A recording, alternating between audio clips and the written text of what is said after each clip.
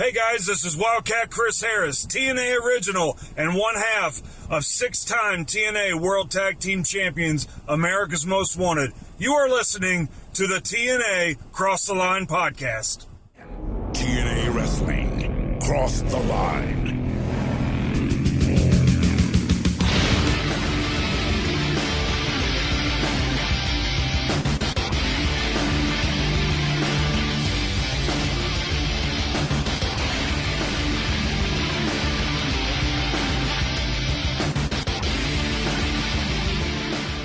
And we're back with episode 168 of the TNA Cross the Line podcast. And fellas, ladies, it's the happiest day of Dallas Gridley's life. Yeah, sure, he has a daughter. Yeah, sure, he's engaged. Yeah, he graduated Syracuse. Yeah, he's got his dream job. Yeah, he owns a house. But none of that, none of it, even comes close to the day, which is today, where he gets to watch TNA Lockdown 2005. He has been talking about this for years. And we get to hear him live react to arguably his favorite TNA pay-per-view of all time. So Dallas, how excited, how amped are you to watch the show? Bob,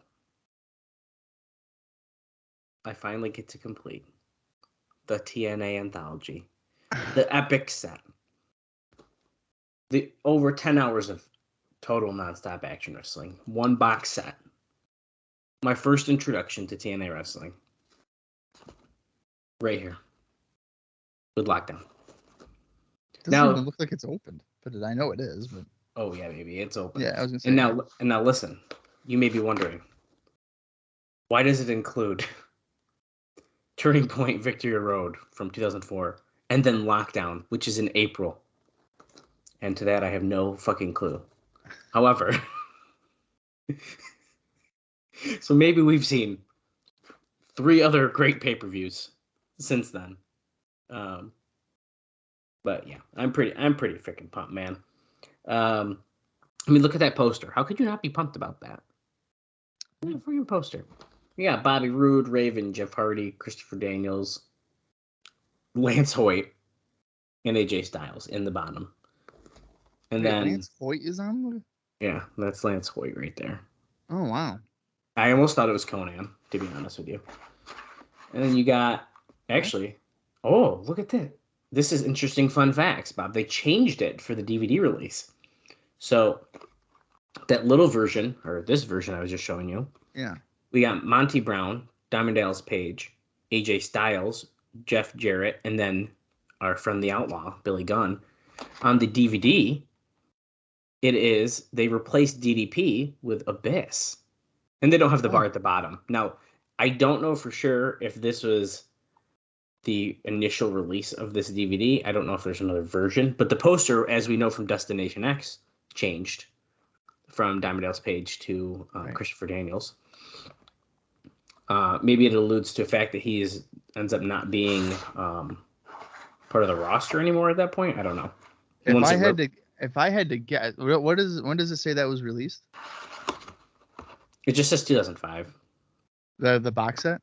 Yeah, it doesn't say on the actual box. Oh wait, 2005. Okay, because if it was, I feel like it was probably released late in the year because obviously lockdown. Okay, so DDP probably wouldn't be there, and Abyss was probably the most relevant. That's my guess as well. Of the people there. I find it actually really interesting though, because so the back, that's definitely like the original poster. I'm almost positive. And you can tell even on these other ones, they did these like pictures of like all the different wrestlers, which I think is really cool. Those aren't present on the covers, but I'm assuming this is the original poster, and I find it absolutely fascinating that they put AJ Styles in front of Jeff Jarrett. So they knew what they had. Well, I mean, I would put him in front of him too. Yeah, AJ was TNA for a long time. I know. I agree. it makes it even more interesting when you realize that like Monty Brown's on the cover of Turning Point, and then he unfortunately, doesn't get anything out of that. Yeah. He just fights it best. Anyway, yeah, dude, I'm really, really excited about this show. And I'm even more excited because we don't really have to bullshit really much before we get into it, which is even better. But yeah, this is one of my favorite shows. I'm really hoping it holds up. I'm really hoping that my nostalgia doesn't speak for itself. I'll just say right now, I am extremely excited to watch that tables match. That is one of my favorites. Really excited for the tables match. I don't really, honestly, out of everything on this card, I think that's like what I remember most out of the show. I do remember the main event, the Styles and Abyss. Because as I mentioned many months to years ago on this podcast, I thought it was for the title. It is not. It's a number one contender match. Yeah. But I remember those two matches, and I'll be honest with you, dude. I don't know if I remember anything else. Anything. Well, there's one big thing, and we talked about it last night while we were getting together. But besides that, I do not remember much else from the show. But I guess really quick before we get into it, there was one dark match that I have a note about, which unfortunately we do not have access to. I'm sure it was fine anyways.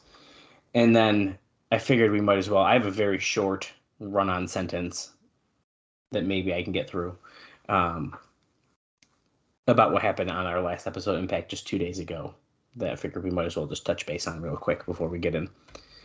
So the show that was on April 22nd, some notable things that happened. Dustin Rhodes was sitting down at commentary, and Bobby Roode came out and hit him with a chair.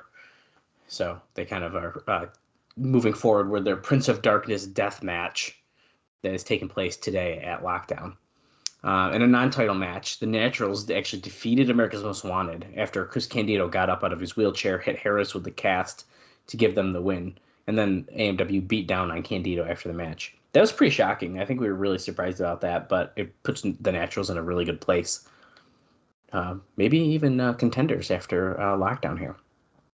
It's not noted, but there was a match where a 3-Life crew, all three of them, defeated Buck Quartermain, David Young, and Lex Levette, by the way.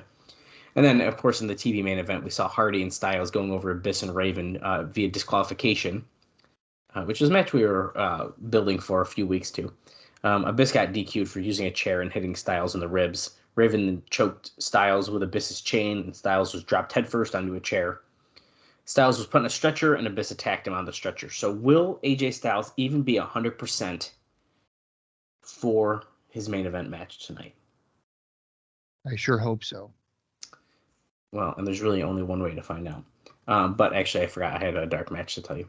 The dark match that took place, it was a 3-way tag team match. I don't know how to watch it. Even on my DVD, which is the reason I even pulled this out. I didn't just bring this for a prop. It has no mention of this match. It just mentions that you can see never before seen backstage footage of your favorite TNA stars. Yeah, every match featured on the mega event took place inside of brutal confines of the 6 Sides of Steel. But the dark match, it was 3-Life Cruz Conan and Ron Killings defeating Andy Douglas and Chase Stevens, the Naturals, with Chris Candido ringside, and David Young and Lex Levette. So it was probably fine.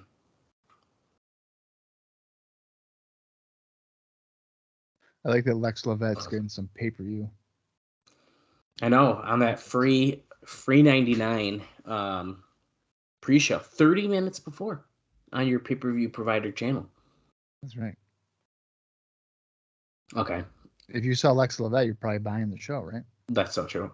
I don't want to delay many more. I am absolutely fucking thrilled to watch Lockdown right now.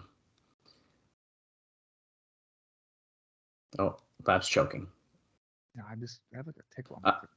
Well, I guess as Bob gets his tickle out, we are doing, as normal with our pay-per-views, we are watching, I believe, the DVD version of this, which is 2 discs. So in about an hour, 43 minutes and 57 seconds, we're going to have to switch the discs. Will Bob's buffer? Probably. Will mine work? I really hope so. And we'll be switching the discs, and we'll be switching over there. So we'll see. Yeah, mine will absolutely be buffering. All right. Without further ado, it is April 24th, 2005. And it's time for lockdown. It is time for 8 steel cage matches. And some of these cage matches have stipulations within a stipulation, and we'll get to them when we do. I'm going to count down from 3. And when I say play, that's when you're going to want to hit that play button. This event is on YouTube. If you want to watch it that way, it is also on Impact Plus, or it's also in your own personal collection that maybe you got throughout the years. Who knows? So let's get ready to cross the line in 3, 2, 1, play. Oh, we're getting spooky. Bring around the rose with the steel cage shown in the impact zone. You would think this was Halloween Havoc. There's like lightning and shit, dude.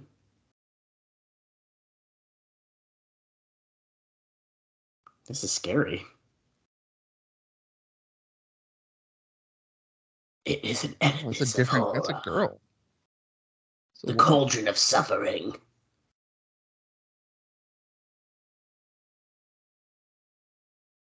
Daunting, merciless, unforgiving. Oh, if it could speak, it could speak. It would say, "Go away."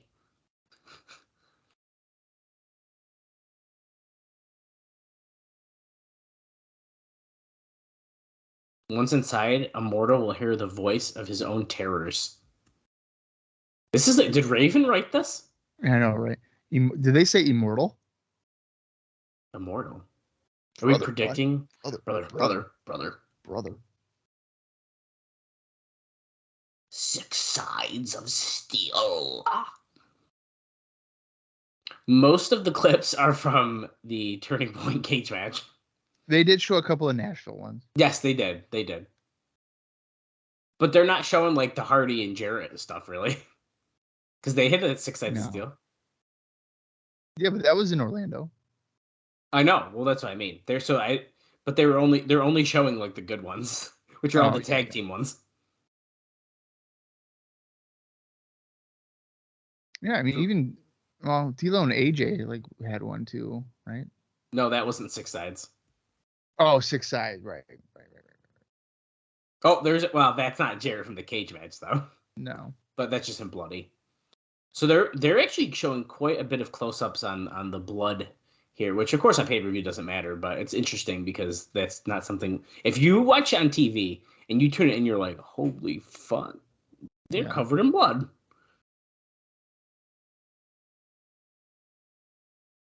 Well, this is kind of a cool intro. It's not a great song, but. And now, TNA Wrestling presents Lockdown.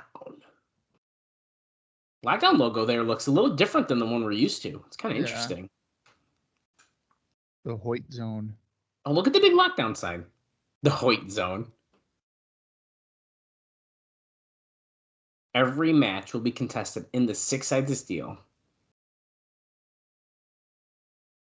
This is potentially the most exciting event we've ever covered here on the TNA Cross Line podcast.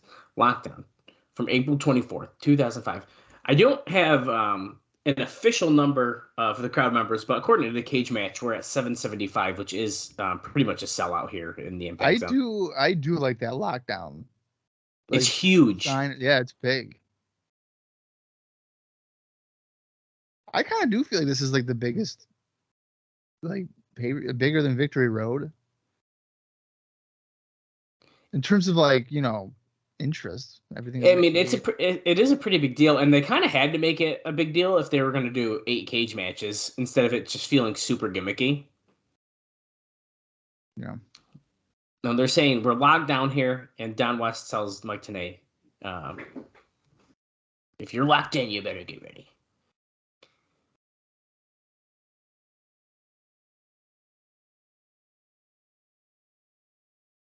There's something for everyone at Lockdown, unless you hate cage matches. Right. If you hate cage matches, you're fucked. Eric Bischoff would not be watching this show. No, he's probably the reason they fucking changed it. Oh yeah, from every match being one. He's got to be. They probably did When it. Do you remember if they did it in 2010 and then after that they stopped? I don't remember. I think they did.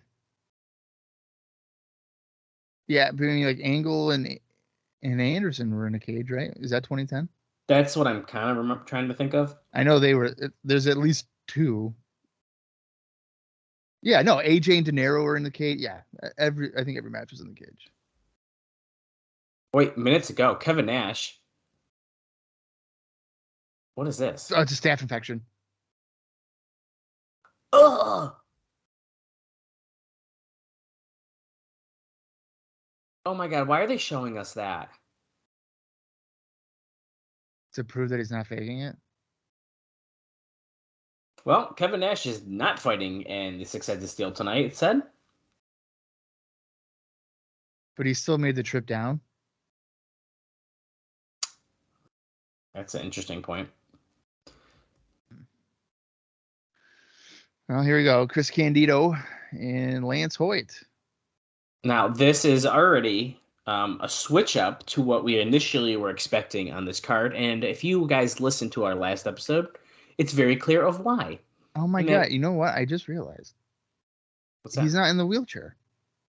No, he's not in the wheelchair. Why not? Come on! I thought they could have kept that going for a long time. It's because he doesn't need it yet. So Kid Cash got what? No, that's not what I'm talking about. It's not about the attack with Kevin Nash. I know. So Kid Cash got fired. So that is why Lance Hoyt is teaming with Chris Candido here.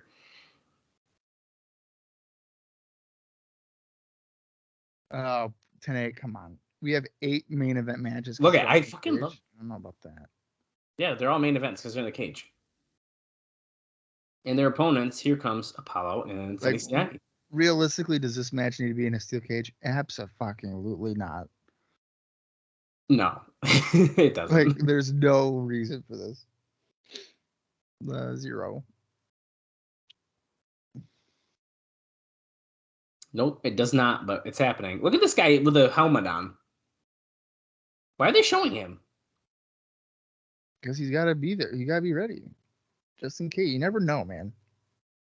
Body armor and all. Oh, he's going in the cage. Oh, what? They got a camera guy in the cage. Wait a second. Wait. I don't know how I feel about this. I do not remember there being a camera guy in the cage. Whoa. That's weird, dude. Okay, here's my question. Is there going to be a cameraman bump? He's covered in body armor. How is he not going to be? I'm going to confirm to you, Bob, by the way. 2010 is fully in steel cages. I knew it. And I have that DVD. I knew that those were all. Let's check 20. Okay, they definitely change it. 2011, all steel cages. 2013's not. Well, 2012, I think it is too, though. Yep, 2012, because that's when Roode and Storm happens. Oh man. 2013's not right. I'm looking right now. This Candido and Sonny Siaki start us off. Cameraman in the cage is very interesting here. Is he just like in a corner? Yeah. See? Oh, no, he's like. Oh, I thought he'd be like against the cage, but he's like no. actually standing and moving around. Yeah. So 20. What do we at? 13 is not all in steel cages. There's only 2 steel cages, and that is the Lethal Lockdown match between Team TNA and Aces and Eights, and the main event between Bully Ray and Jeff Hardy. Oh wait, there's another one: Wes Briscoe and Kurt Angle, because that needed a cage. Of course. I hope that they don't keep the camera guy in there the whole time. I have a feeling they're gonna. It's kind of like a blemish in the ring. Like, oh, there's a camera guy. Hey, now,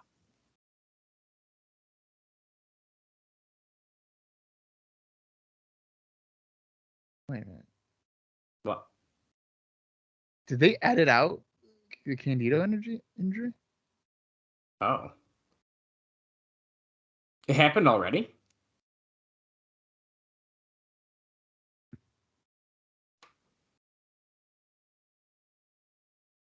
Well, he's not getting up.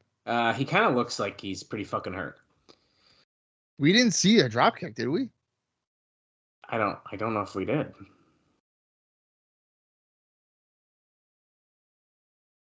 I was also looking at the lockdown cards, so. They're getting him out of the cage. Are they? Okay, so yeah. So Bob, do you want to tell us what happened since we didn't? Okay, so I'm pretty sure that they edited out. Yeah, he's going to okay, I think they edited out the injury. So what happened is that on a drop kick, I think Siaki like lands on Candido's legs, or like the way that Candido falls, and he essentially breaks his like ankle in their leg. And ultimately, a few weeks later or whatever it is, he has a blood clot when he's flying. And I think that leads to his death, is my understanding. It's crazy. I'm gonna double check that. I'm gonna double check that. No, they did show. So they didn't focus on him getting pulled out of the cage, but we did see him being carried away, arms over some guys. So they did acknowledge the fact that they pulled him out of the cage. Lance Hoyt with a moonsault on Siaki here. Yeah, so he fractured his tibia and fibula, and dislocated his ankle during the cage. Holy shit! What a freak accident. Okay, so go ahead. I was just going to say, I just realized one of the issues with a cameraman in the cage, because I just heard Lance Hoyt tell Siaki what was happening. I didn't hear exactly what it was, but you could hear him talking. Yeah. See, now there's an opening right in the cage. Just leave that. I was just going to say, eventually they do that, but apparently there it is. Whatever. Anyway, on the 28th of April, Candido fell ill. He collapsed and was rushed to a New Jersey hospital. He was diagnosed with pneumonia. Wow. Doctors drained his lungs, but he died soon afterwards. Yeah, very sad. His brother Johnny Candido reported that Candido died due to a blood clot and complications from his surgery. Mm. In a 2016 interview, Johnny would reveal that Chris did not die from a blood clot, but rather acute pneumonia. Oh.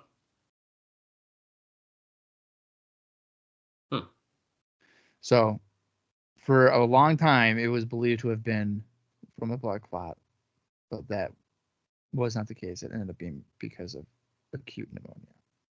So it wasn't necessarily caused because of the injury in this match. Is what, right? I mean, that would be my understanding. So do you think that, this is just me speculating, do you think that, oh shit, sorry, huge German suplex off the top rope, Siaki flips Lance Hoyt completely backwards in that one. That was awesome. Crowd's losing their mind. Do you think that was kind of what's the word, like resentment toward the wrestling business kind of reason, maybe? I don't know. I didn't follow a lot of interviews and stuff, so I would think that it could have played a part in, like, you want to find someone. You want to find him. You know what I mean? Like, you don't want to accept. Yes, yeah. Such a tragedy that you're like, oh no, it's your fault. You know, this is you guys. Yeah. Whatever. Which you can't blame anyone for. I get it. But. I think in that moment I would do the same thing. I would try to find any way to be like, oh, this isn't what happened. Yeah, explain what happened. Right.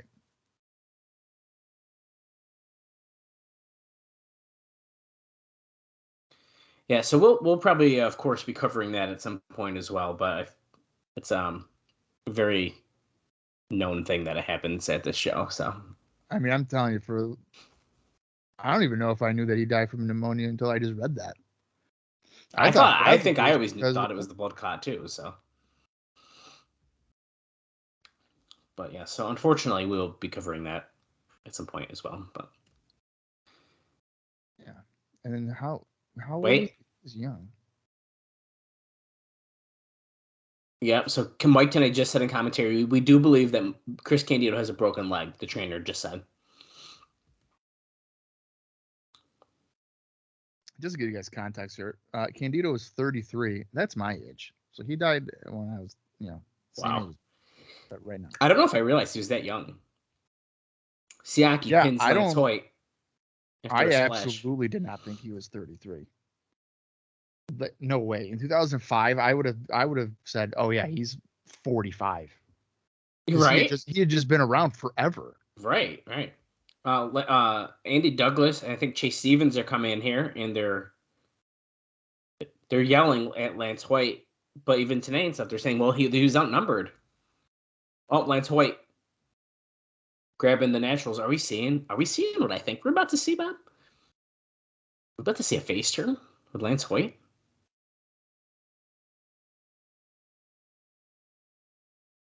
Oh, he let go though. Really he didn't put these guys together as a unit, are they? I think that they're good for. Oh, here we are. See, look at this. Andy Douglas going right after him. Lance Hoyt trying to fight back, but he's outnumbered again. Remember, he just fought in a whole cage match, man. They slam him against the cage.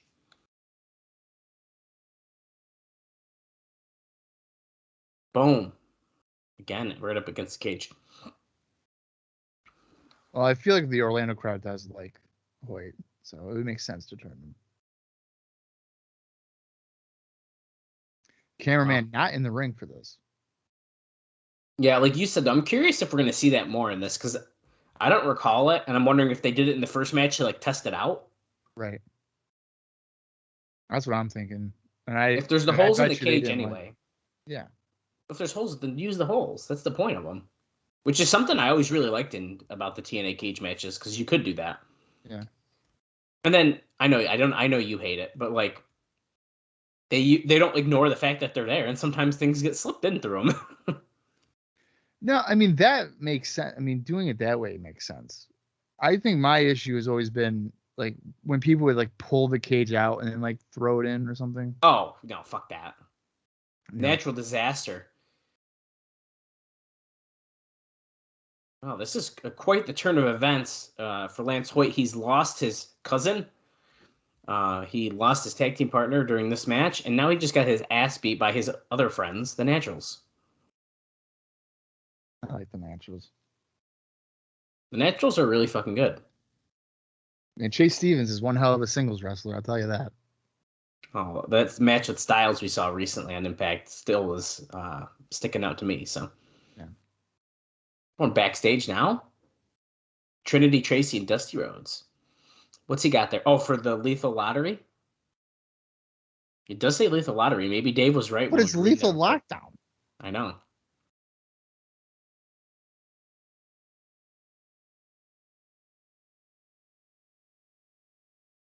Oh. Okay, so the tag team title match is now officially a strap match. AMW asked him before the show.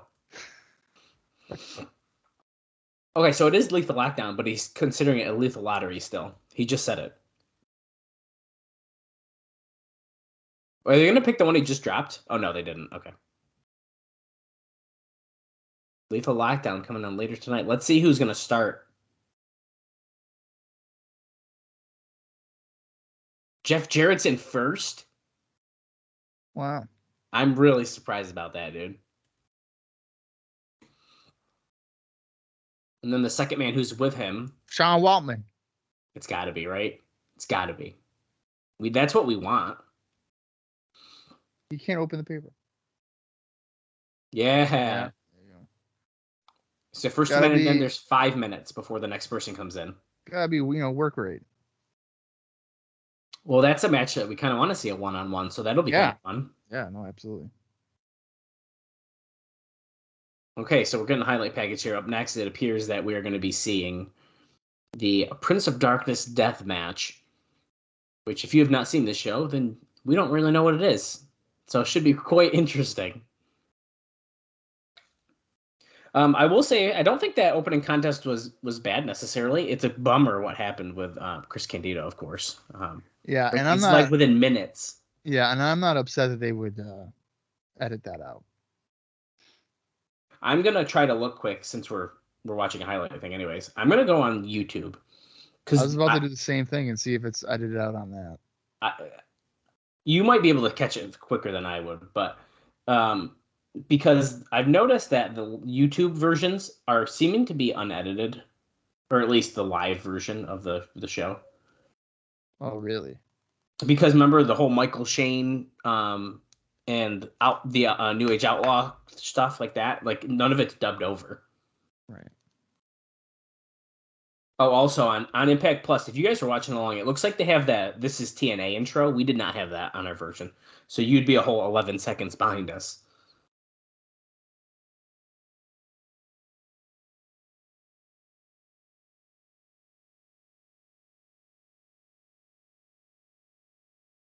Oh my God, Bob. Oh wait, no, never mind. Wait a second. I think the pre-show is on this.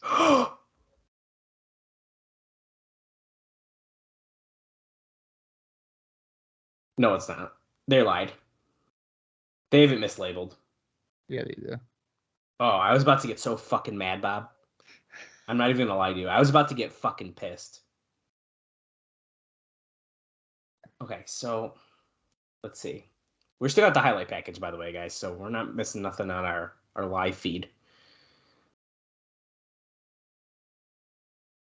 Oh, no, they didn't edit it out. It's there. It's on a heel. It's on a heel kick. Oh God. Oh God. So it's not a drop kick, it's a heel kick, and you can see his fucking ankle be snapped. All right, so the DVD version is definitely edited. I don't think Siaki might not know right there. I think he knows. Well, because he was almost looked like he was about to pick him up. Okay, so yes, so it was on a heel kick, and then unfortunately, Chris Candido's leg kind of went underneath himself. Yeah.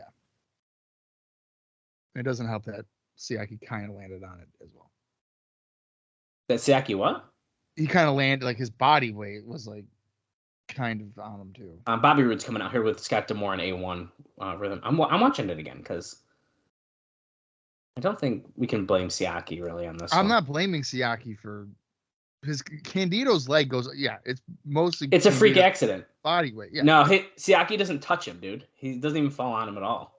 It's actually our friend Austin Skinner broke his ankle on a trampoline, and it's literally the same way because he kind of just his foot didn't come out from underneath itself, and he fell on top of it. That's really bizarre because it's always been like, oh, Siaki landed on him. Like part of like, you're telling me that it's just, yeah, it's a freak accident. It was a freak accident, dude. That's crazy.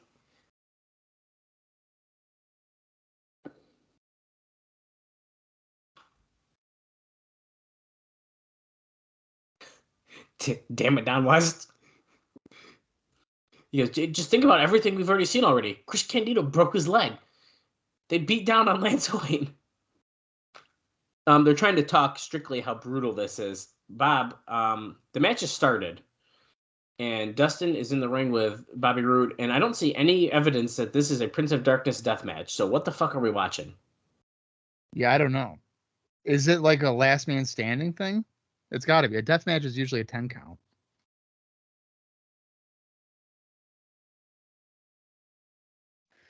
Wait.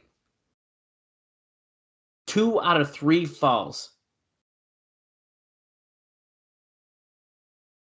Oh, okay. If there's a third fall, the Prince of Darkness rules comes in. They did not explain what that is yet. No. Wait, so Roode just got the first fall with a quick roll up and his feet on the ropes. Nope. Wait, Tenay. Confirmed. Tenay just said it was a 3 count.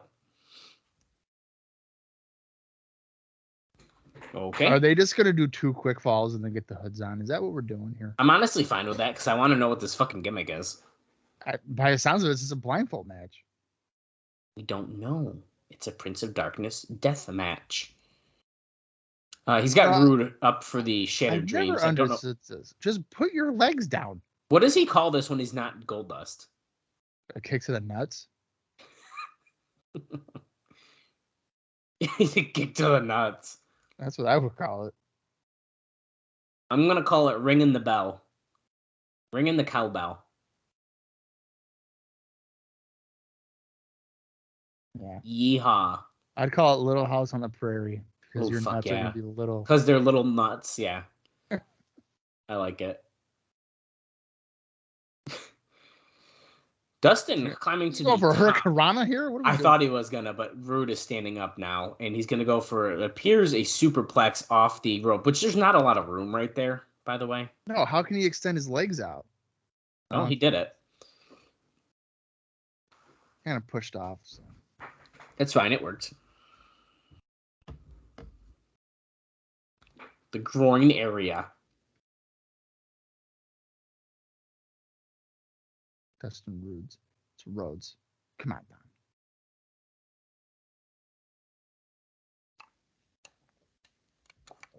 Going for a pile driver. Oh, he can't. My back hurts. He couldn't do it after that superplex, man. Yeah, the pull. Oh, fuck, dude. He He hit the pole. He probably regretted that because his head hit the fucking pole, like the cross pole. Yeah. Damn it. And he, Dustin held on for that slingshot, or the little catapult there, and he fell back down to recover. So it looks like the cameraman in the ring He's was gone. a one-match experiment that they then ended. I bet you, if anything, I wonder if Chris Candido's injury is the reason that they were like, let's not put a cameraman in there. Well, here, it's funny because it happened right in front of the cameraman. That's what I mean. So maybe Candido felt he didn't have enough room, so he was trying to. So something like that, or also it could be like we want to protect the cameraman potentially too. I don't know. I think there could be a lot of stuff. I bet you that's why they tested it out and they were like, "Yeah, let's not." Look at the little hole over there. The camera guy is in. Ooh, low blow in the cage match. Like that should even matter. No disqualification. All right, He's about Dustin, to just go do for the it. Hold move. on. Nope. Roode pushes off.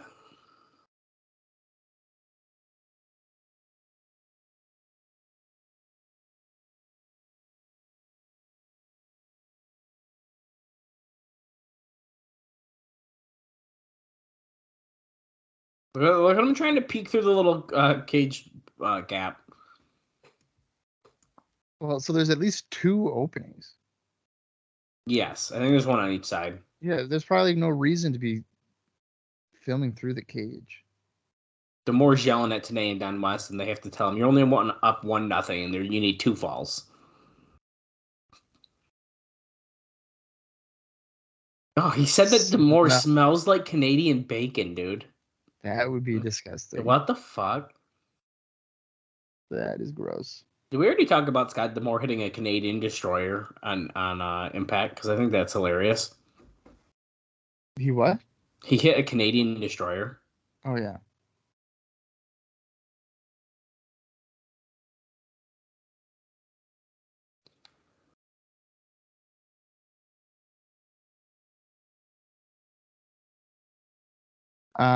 Should we talk about, well, at this point, it's been about probably what, 4 weeks after 3 weeks. So I believe, yeah, we can mention it. It's relatable in the match. Yeah, Scott D'Amore is involved in a romantic relationship with Giselle Shaw, right? Is that how you? Yes, Giselle Shaw. Okay. On April 1st, Giselle Shaw shared a story about Rick Steiner spewing transphobic comments towards her. Mm-hmm. And I mentioned to Dallas, like, oh, hey, did you see this happened? And you were like, yeah, like Rick Steiner's a piece of shit or whatever. And then I didn't realize or know. Oh, cover? No. That Giselle Shaw is trans. I had no fucking idea. I think that's so funny. And like you're telling me, I've known since. Yeah, she came. I think she came out like last year, if I remember correctly. But regardless, I knew since then. I had no idea. And I didn't even care to know. Like I don't fucking care. Well, yeah, who cares? Yeah, dude, super scummy by Steiner. What the fuck, man? And actually, I saw I can't remember who posted it. And of course, obviously, that kind of shit's like disgusting anyways. Like the comments that he made. Yeah. But also the fact that he was like thought it was like okay to do it in the open In front around of like a bunch of other peers and Yeah. like that's so gross to me. How did no one even like stand up and say anything? Well, so she mentions that like no one, but she did say that there were people that she was with that were witness, and like I think she mentioned that they stood up for her too, and then it came out that it was Gia Miller, who's an Impact announcer, because she said that because everyone was doubting that Giselle was telling the truth, and she's like, no, I was there, and I was only one of like many people who saw it. So there's other people who witnessed this disgusting remarks by fucking Rick Steiner. Do you think Rick Steiner will ever have a statement? No, I don't think he's even on like social media or anything. Yeah, so I don't know. I don't think we're gonna hear anything. If he ever were to say something about it, I'm willing to bet it would be like I was drunk. You think? That is the easiest way to try and like do damage control. Is always be like, oh, I was or I was exhausted. I was trying to be funny, and it wasn't. My humor didn't connect. Being a transphobic, Right? Shit like that. What was I about to say about this? I lost it. I lost what I was gonna say. But the support from specifically her other coworkers and like Impact and stuff like that is very strong, and many people are standing up for her. So it's really good. As they should. See, I mean, that's fucking bullshit. And you know, Gia Miller makes a great point too. She's already having like a pretty good career, like just in general. I mean, she's on TV and everything. So like this isn't about her like trying to cancel someone. It's literally being like, no, this dude's a scumbag. And you can tell when you read her statement. I felt like, oh shit, because the guy's got gear on. Yeah, so the fucking cage door got loose somehow, and like they threw Roode into it, and it swung open at the cameraman. Here I don't know if maybe you would know at the time. Did people speculate that she was trans before she came out?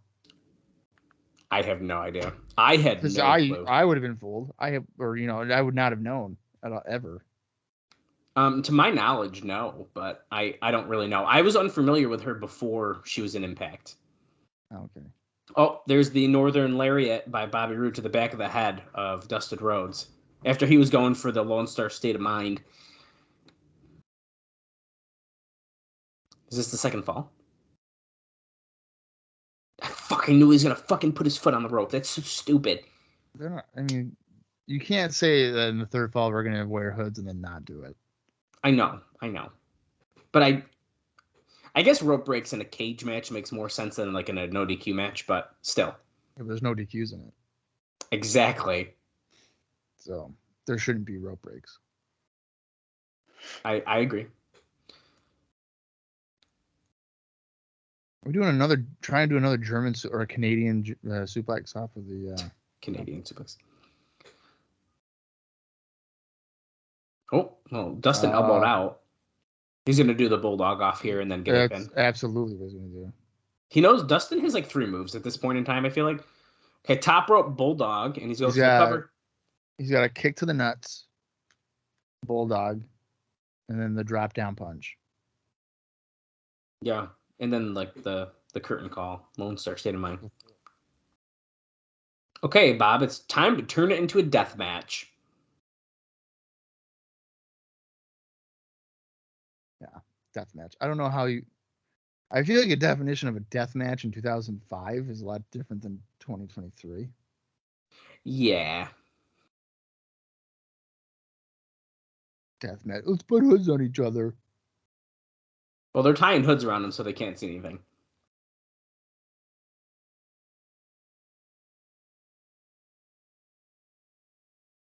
Oh my god. This is ridiculous. This is so stupid. Now they're going to be like, yo, tell me where he's at, even though I can definitely see through this anyway.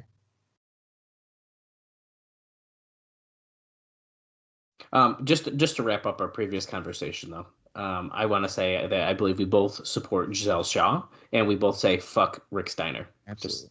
Just want to get that out there, just so it's Yeah, very, absolutely. very clear. Yeah, it shouldn't. I just don't want Giselle Shaw to beat Mickie James for the title. That's all I'm saying. Right.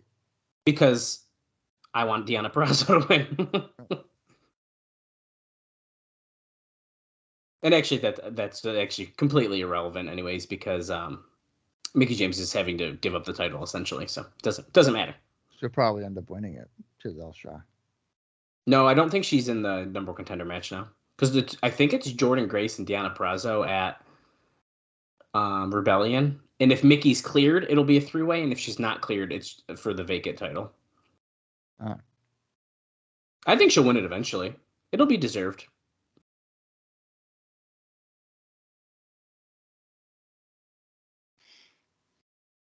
I want Masha Slamovich to. I bet you if she were to win, if Giselle Shaw were to win, there's going to be those people on Twitter. It's only because of Rick Steiner saying what he said, and they want to put it on her. No, the real reason is probably because of Scott D'Amore, which we've joked about before on the show. That's true too. The new president of the company. I think it is inappropriate. It's a little weird, but what about it's a little weird that the guy that's running the company is dating a person in. Oh shit! Double clothesline to the referee. Oh, there you go. Well, yeah, that part's a little weird, but because it's like Delirious and Daisy Hayes. No, the other one. The other one. The one that. What the fuck is her name? I don't know another one. You have to help me with that. She was at that Buffalo show that we went to. Oh my god, dude! I have no clue what you're talking about. I can't even remember her name. Scott D'Amore just chucked a chair into the cage, over the top of the cage. By the way, Mandy Leon or whatever. Is that what her name is? No, he's not. They were dating. What? Yeah. Is that why she was so heavily featured? Yeah. Because, I'm sorry, she's not a good wrestler. I'm sorry. I'm pretty sure her name's Mandy, right? No, I know. Yeah, that's yeah, Mandy Leon. Yeah. Oh shit! Bobby Roode just got the chair somehow, and D'Amore's in the cage now. He opened the door and he just swung at D'Amore, and Roode's going for the cover. But he's realizing. Well, because the guy's, Oh my god, I wasn't gonna say it like that, but Tanae did. It's too fat to be Dustin Rhodes. Oh jeez. Yeah, that's not until 2007 that it could have been maybe confused. Oh, okay. Oh, turned around. Oh, Dustin Rhodes. They bumped back. Waffled him with the chair. You're telling me they had to do a ref bump and a cage match for him to use a chair? And then that's a 3. And Cassidy Riley stuck his body inside of the camera hole to wake the referee up. That's smart. That was a lot of fun. Yeah. Okay, that was a better match than I expected it to be. I mean, that wasn't that great. Anyway, Mandy Leon was also trained by Delirious. Wow, dude. I did not know that. Yeah. That makes sense. I will say, comparing the situations, Mandy, I don't think is that great. I think Giselle is actually greatly improved as a wrestler since she made her debut in Impact.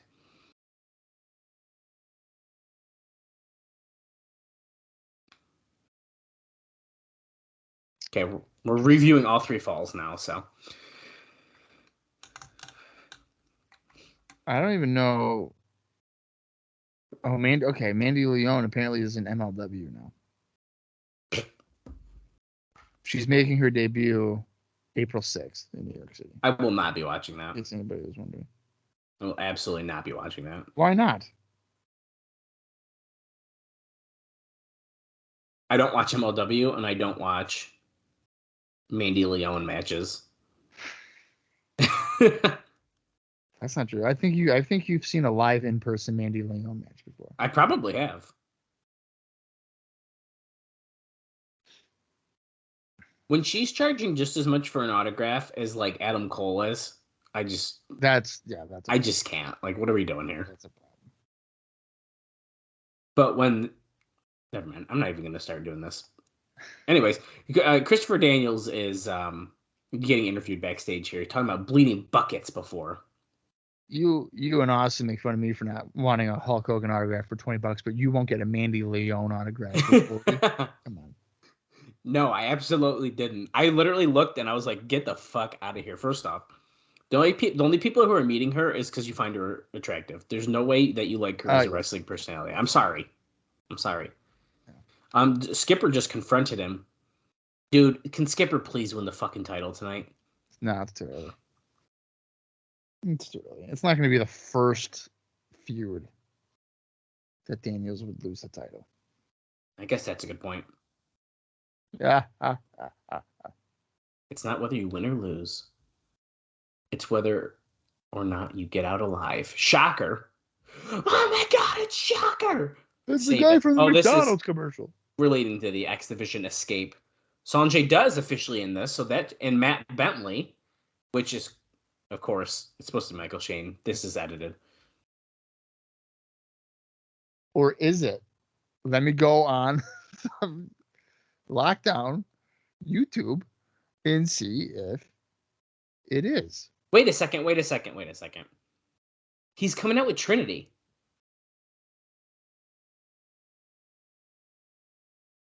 Okay, you can tell that this is a voiceover. Yeah, it's wicked dubbed.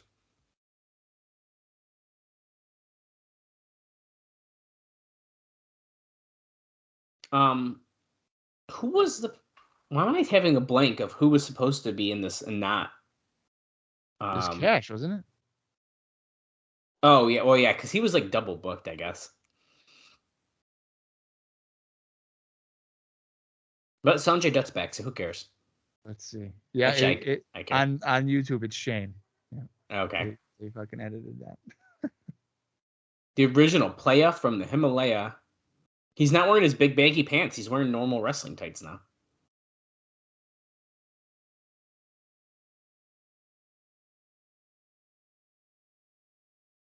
I'm excited to see Dutt back. I am too. I'll tell you though, if I was Don West and Tenay, I would be annoyed as fuck if they were one day they're like, "Hey guys, you guys got to do new audio for every Michael Shane match for the whole match." Yeah, like the last 8 pay-per-views or whatever, because we can't call them that. So you have to dub it over and say it's Matt Bentley every time. Yeah, that would suck. And here comes Chris Sabin, who I watched a very good match, a Motor City Machine Gun match this weekend. Spoiler alert, I'll just say it. Who cares? We're recording this WrestleMania weekend. And Motor City Machine Guns fought the, East-West Connection? Is that what they're called? I have no idea. You're the one that watched it. I have no fucking idea. I think that's what they're called. It's Jordan Oliver and, God damn it, I can't, Nick Wayne. Don't you like Oliver? I don't know if I did for a while, but I think he's pretty good. Who was the guy that you really liked, or you like? Oh, from like a GCW guy? Yeah. Drew Parker. He's got like the blue hair. Well, he did. And he's retiring from death matches soon, so maybe I'll like him even more. Okay, here's the thing. Okay, I've realized that every time a death match guy says I'm not doing death matches anymore, they proceeded to then do more death matches. Oh. Ricky Shane Page was like, "Oh, hey, I'm not doing death matches anymore," and then he was like, "Check me out, I'm doing death matches." Wait, I thought he did stop. No, I think he still does them. I think I could have sworn I saw a post recently where he's like, "Oh, I still got it," and it was a death match. Oh. I don't like this, Bob. So we have all 4 competitors in the ring, but it's like tag based. Yeah, I don't like that either. If they're supposed to climb out, why would they do it like this? If you're following along, by the way, we are 43 minutes and 30 seconds into this show. You may be a few seconds off, depending on which version you may be watching, if they edited out someone breaking their ankle. Yeah.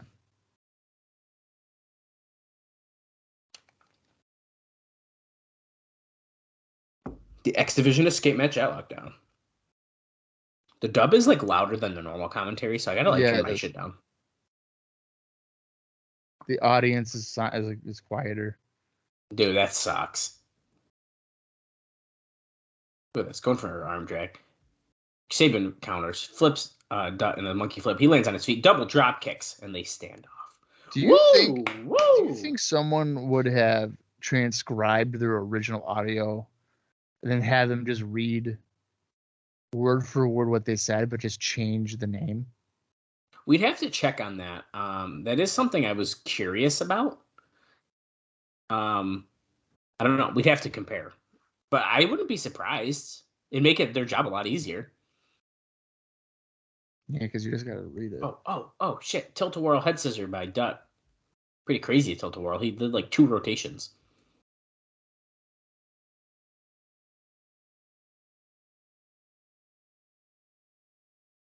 And Hurricane Rana? Is this elimination they're saying?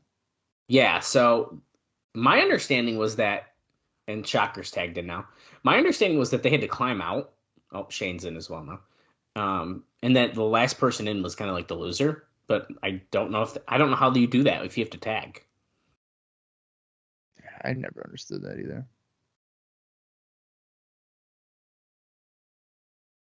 Yeah, see? If you get caught at the top and flung down, how are they going to get out if they have to all wrestle like this? Maybe it'll break down here in a few minutes. Here's and it the won't thing. matter. What is stopping Chris Sabin right now from climbing up the cage and leaving? That's what I mean. It doesn't make any sense. Is it because he's not technically a legal man? I don't No, know. that's stupid as fuck. It's going to break down soon, I think. It has to. Bob, also, just so you have a reference point here, after this match, we pretty much got full bangers the rest of the show.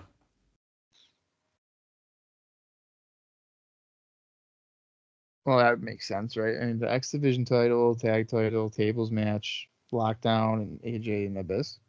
Yeah. It's Is that everything?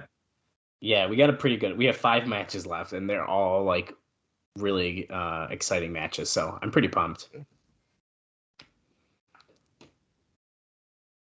I'm just trying to imagine rewatching the show. My little Dallas watching this in 2005, and fucking Shocker's there, and I got no fucking idea who Shocker is, and I think that's really funny because I don't know who he is. I still don't know who he is. Well, you would think, seeing his Impact debut, that he was the biggest star alive, and then Whoa! Oh, jeez! Whoa! That move was crazy. So there are pins?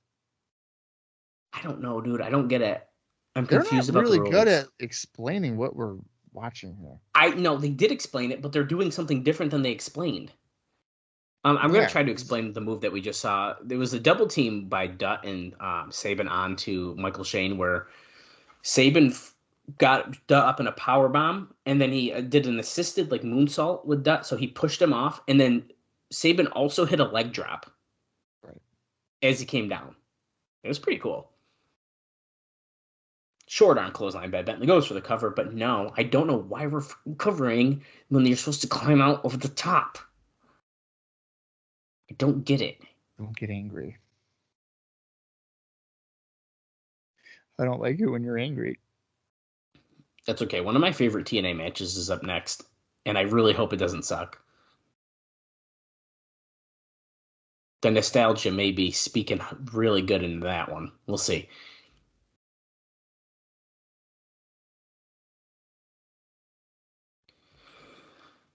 Okay, you got a 1 count.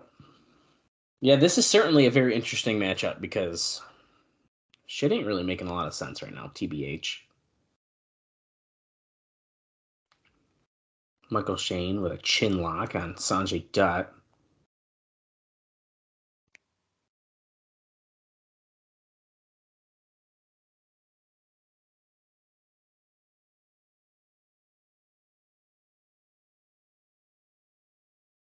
Look at that grip applied right around the chin of Sanjay Dutt. We can't say it enough.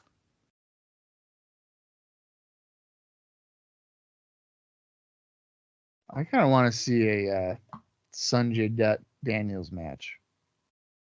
Yeah, that'd be good For the title. Why not?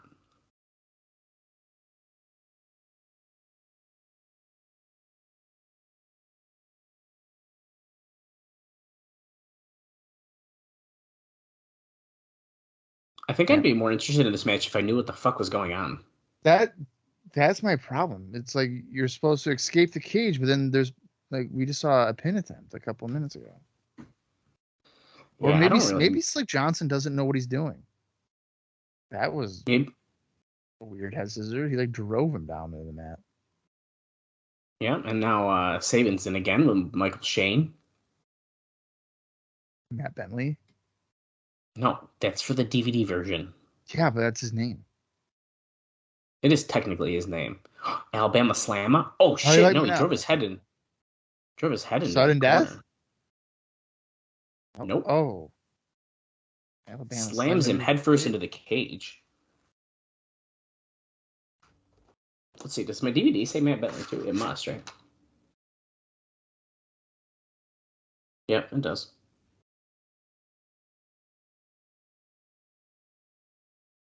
It's actually interesting because on the back of the DVD for the title match that we have now officially been told is a strap match, it doesn't say that. It says it's an NWA Tag Team title match. And the Prince of Darkness match just says Prince of Darkness. It doesn't say Death Match. It doesn't say 2 out of 3 falls. I bet you they didn't want to have death in there for marketing reasons. Yeah, I was thinking that too. Tornado DDT by Chris Sabin. Boy, is she concerned. I don't mind the Trinity and Michael Shane pairing. Yeah, but it's weird. There was like It's very weird. Zero explanation for it. But you know what? People end up in relationships in all types of ways. So maybe one day at the impact zone, you walked by that pickup truck, and Trinity was in there, and a connection just blossomed. Yeah, could be. Scoop and a slam, shocker, and then goes for a lion salt. 2 count.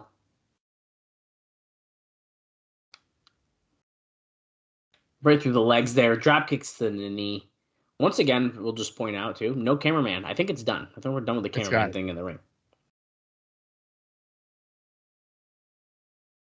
Shocker's pissed. I think that if someone like Candido gets severely injured, and that's just a basic tag match, I can't imagine what would happen in a lethal lockdown.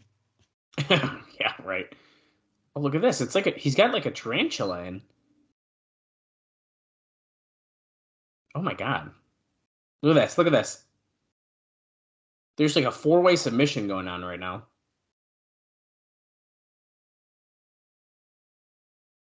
Michael Shane has Shocker and like a kind of almost a tarantula without the legs. Oh, Dutt was grabbing the chin of Michael Shane, and now Sabin just drop kicked the head of Michael Shane. And I thought that was him blading. Okay, he was fixing his hair. just looking at the camera, guys. Like, That's what I mean. oh, powerbomb into the cage by Sabin, running powerbomb onto Dutt by Sabin, but Shocker breaks the cover at like this -1. It wasn't even a pin attempt. Phenomenal. TKO by Shocker on Sabin.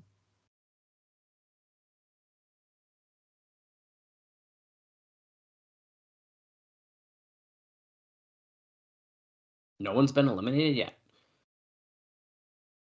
But see, the match is breaking down. Like everyone's kind of around in the ring now and stuff like that. I feel like it had to happen.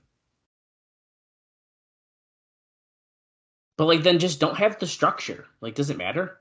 Oh. The Hindu Nice. press. Hindu press. But see, why are you breaking it up? It's elimination. Yeah, I don't understand. That's what I was just about to say. Why are we breaking up the pins? I'm very confused about the rules of this match, dude. Wrestling makes no fucking sense. I'm telling you. This doesn't.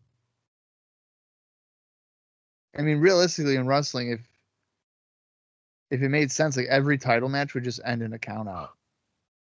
Right. Because like you can't lose. But by the rule, unless it's like, oh hey, if you get counted out, you lose. Super kick by Michael J. To Dutt. Shocker, big boots. Shane or Bentley, whatever. Oh, Oh. Sanjay Dutt is eliminated by Shocker.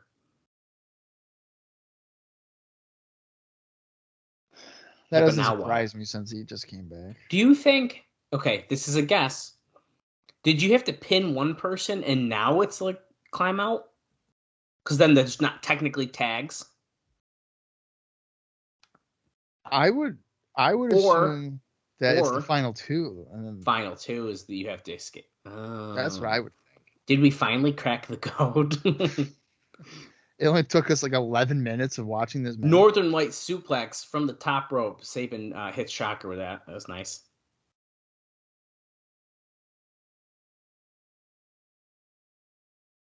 Who's your pick here, Bob? I would be shocked if Shocker didn't win. Didn't win? Yeah. I think that's a fair statement. I got this weird feeling maybe Michael Shane. He's been featured a little bit more. He's been doing some backstage stuff here and there, and now he's got a new manager. If it's a number one contender thing, I mean, they made a big hoopla about Shocker. Oh my God, it's Shocker. That's what I was wondering. Do you think that Trinity's his new manager so that she can do a flip off the cage or something? Like what she's doing right now, she's climbing up there. You mean right now how she's climbing up the back of the cage?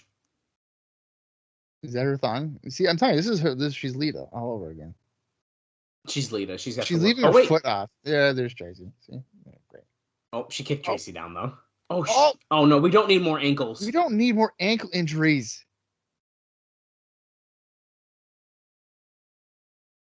Oh, Trinity is going to the top. Is she hurt? Dude, what did I fucking say, dude? You just called this. Holy shit, dude. That was fucking picture perfect. Yeah, it was. Referee, where's the fucking DQ, man? Oh, wait, it's a cage. We can't do that. How come there wasn't a referee bump for that then? I want another view of that. That was awesome.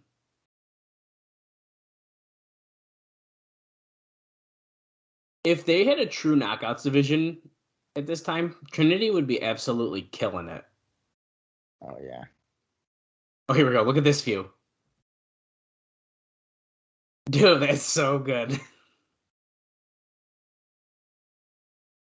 Okay, why can anyone just open the cage up? Tracy's in the cage now. This is the opposite of lockdown. It's not even locked. They just leave it open.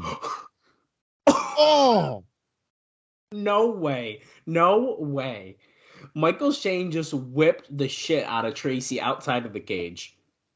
And the cradle shock on Michael Shane. Holy fuck. I did not expect that, but Michael Shane's eliminated. The pin on Michael Shane. Dallas. Tracy Brooks has to go down here as a badass fucking woman. Because you remember she went through those chairs off the top rope in Nashville. And I cannot even tell people listening to this, if you're not watching this show, he did not delicately throw her into that door. No. That was like Kool-Aid Man bursting through the wall on Family Guy. Fucking full speed. Holy fuck, man. Okay, so now it is officially the escape rules. So we got Saban and Shocker fighting on the top rope, banging heads against the cage. And they both crotch themselves. Yeah, dude, Tracy, she's great. I mean, no denying that. But that's the thing. I feel like people like forget about like Tracy and Trinity when you think about like the like TNA knockouts because they weren't like truly in that division because it wasn't starting yet. But damn. Yeah, well, yeah. I mean, and when they were involved in the company, it was either on weekly pay-per-views or FS1 at 4 p.m. in the afternoon. Yeah, it sucks though that they're underappreciated. Oh, Shocker. He's outside. Oh, Saban's out. Dude, they're both gonna win, aren't they? I would not be hitting my opponent's head against the cage here, because then they could win. Right, it would just slide down. Oh, it's Shocker. It definitely was Shocker. It is Shocker. They both fell, but yeah, it was clearly Shocker.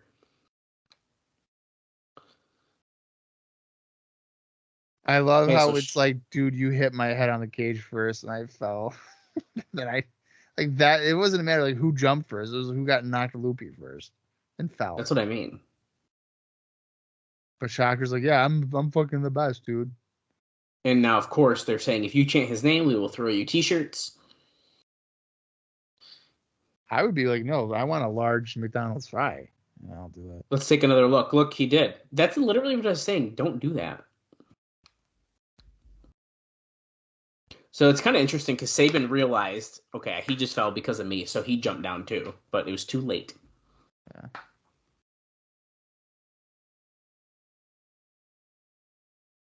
It was if they fell closer together, the first camera angle behind the referee would have really been a good one because it's like, oh shit, who did it first? Yeah, I did say that, yeah. But we're over at the announce table here. But we're like less than 20 seconds away from being an hour into the show. How you feeling? How you holding up first hour of lockdown? I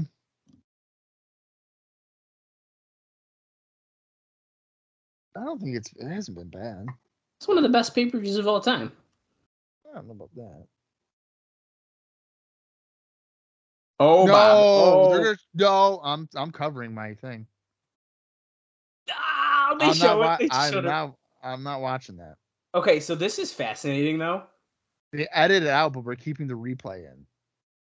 Yeah. Bob, you're literally covering it, you little baby. Yeah, I'm not watching that shit, dude. I've seen way too many snapped ankles this weekend. I'm not watching that. I don't like watching that.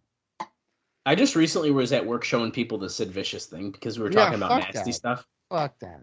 No. I was like, guys, check this out. That's fucking gross.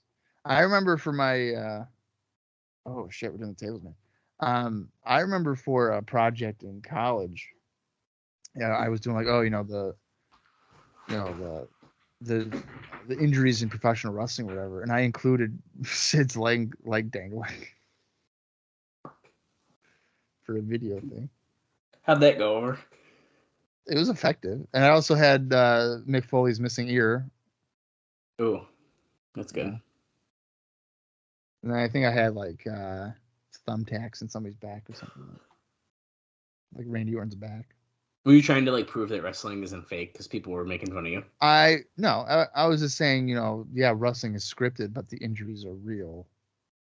And like there needs that's a fun project. There has to be like more because it was like a new, you had to present it like a news story, whatever. So I did that.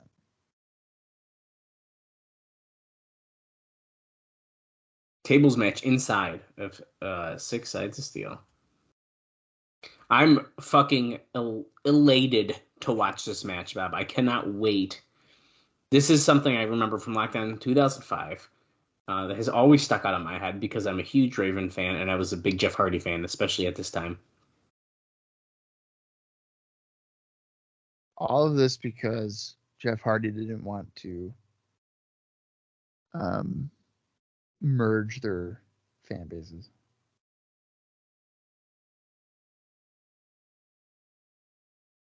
Who does it favor the most?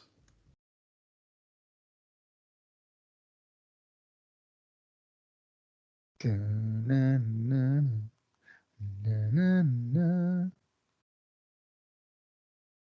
comes Jeff Hardy. He's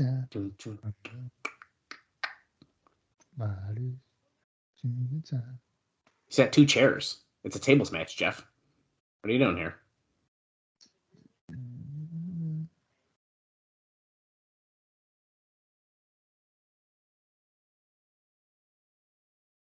Fun fact, Bob, for you. I have a Lockdown poster, like a 24 by 30 inch, like huge poster. Yeah. And it's signed by a bunch of people on the show. It's pretty cool. I think it's yeah. And where is it? It's in the basement. I was gonna get it before we got on, but I was kind of running late, so I didn't want to waste more time. Maybe I'll pull it out later, and I'll send a picture to you. It's not hung up. I don't have room for it. It's too big. How do you not have something like that? I'll buy it off you. $20. Absolutely not. I paid way more than that for it. How much did you pay for it? I don't know. It was so many years ago. Look at all the tables in the ring. We have 4 tables. Roughly, how much do you think you paid for it? I bet you I paid $50 for it. Okay, I'll give you $150 for it.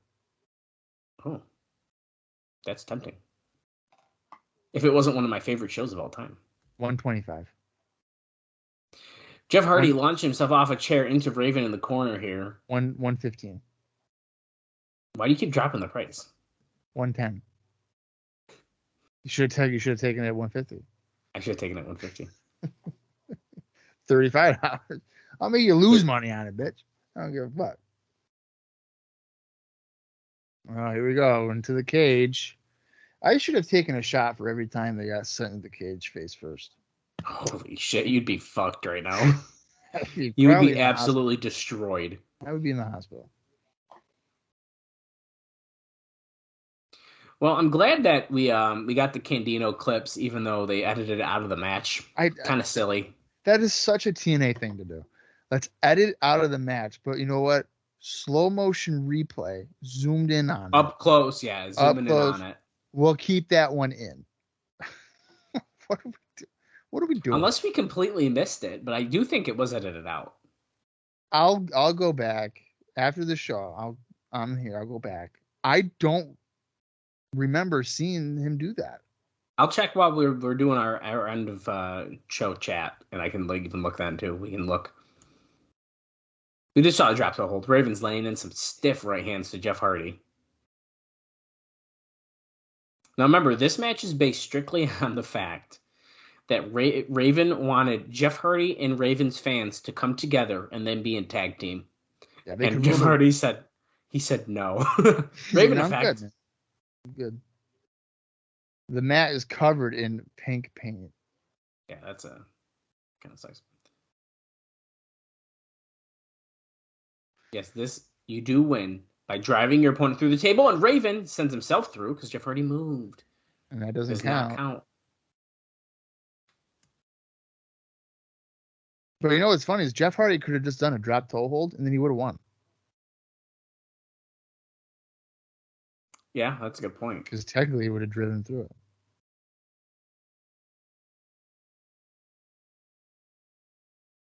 With a chair to the back of Raven. Raven really selling a chair shot. He's choking him with a chair now.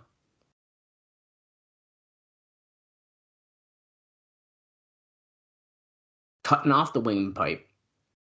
Jeff Hardy going for a suplex, and he hits him. Go for the cover. 1, 2. Oh my god, I didn't pin him with a cover. Oh wait, it's a tables match. The tables match. Never mind. But you know what? In TNA, I'm sure they could cover him, and they'd probably be like, he won. Yeah, that's true. We just saw he just did a leg drop with a chair. A little Arabian face buster.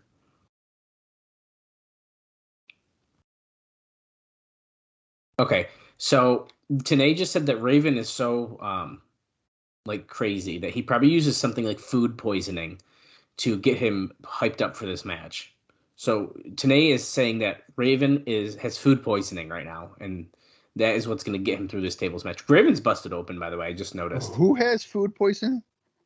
Tanay said that Raven gets himself hyped up for matches with food poisoning. What the? What? Because that's how crazy and demented he is. Oh my god! It's pay-per-view day. Let me go get some Chinese food, or hopefully get some food poisoning. Or like, hey, I'm gonna cook myself some raw meat, but not all the way. I'm gonna take a bite of a raw chicken breast. Yeah. I'm gonna go to my local grocery store and just rip open some ground beef and shove it down my throat. Oh my god.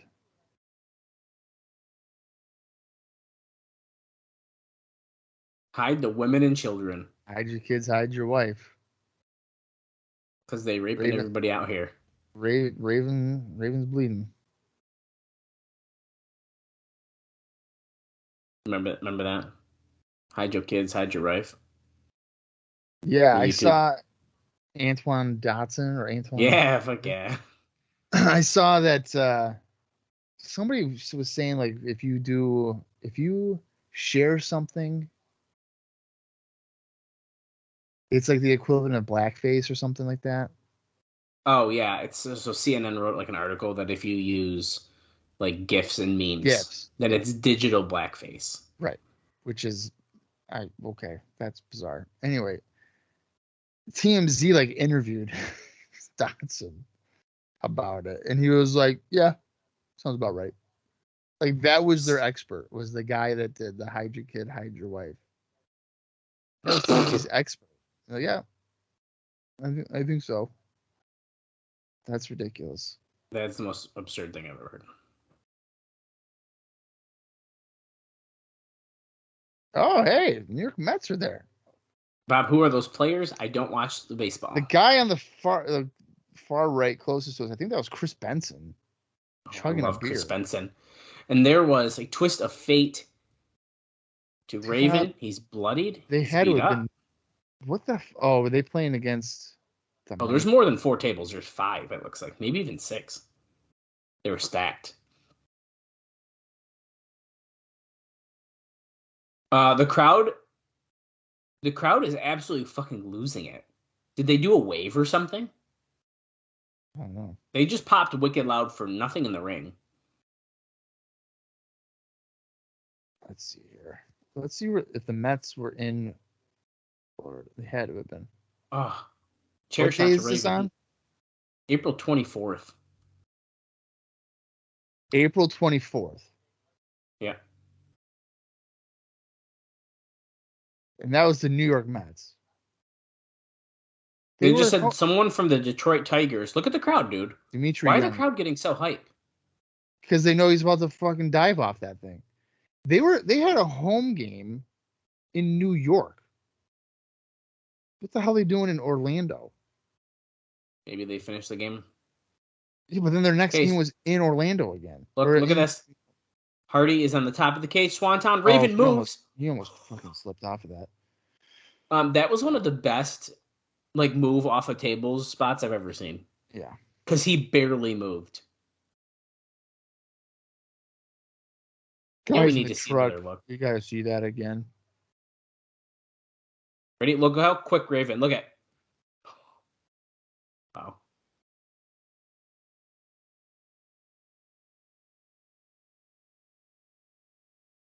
They're freaking. Look, they showed it again. That's how good this replay was. They had to show it again. Well, of course. It's sickening. I think Mike Tenay lied. I don't think that was the New York Mets. You just knew one of the players. Yeah, but he said Scott Strickland of the New York Mets, and he wasn't on the Mets in 2005. Oh. Well, that's weird. I'm determined to figure this out. Is he the Detroit Tigers? Because they were just talking about them too.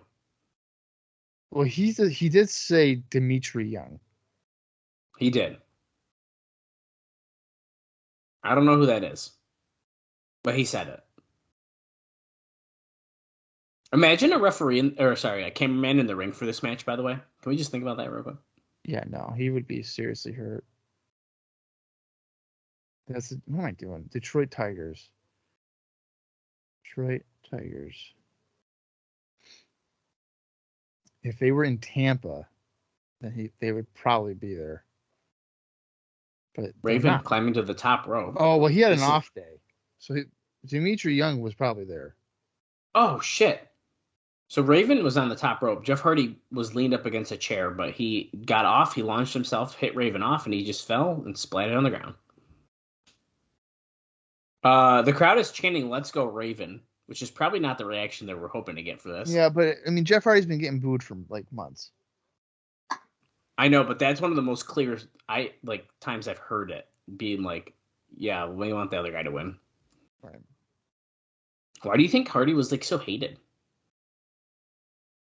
I think it's because he couldn't beat Jarrett. You think if he beat Jarrett, that'd be completely different? Yeah, I think if he won that ladder match, I think he would have been. If he had at least won the ladder match and then dropped it shortly after, I think he wouldn't have gotten that negative reaction. I mean, he couldn't even beat him in a non-title cage match. Yeah. What are we doing? Low blow.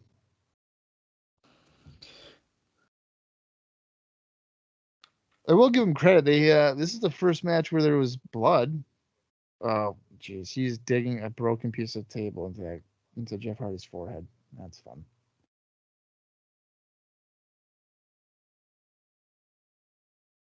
Oh, speaking of Jeff Hardy, funny story. I was reviewing a TNA Impact from 2010 the other day, and Jeff Hardy was wrestling Rob Terry in street clothes, and his street clothing was literally wearing jeans and a tank top, which is basically his ring attire. But they were saying it's his street clothing. That's awesome. Because if you watch this match right now, guess what he's wearing? A tank top and fucking jeans. And jeans.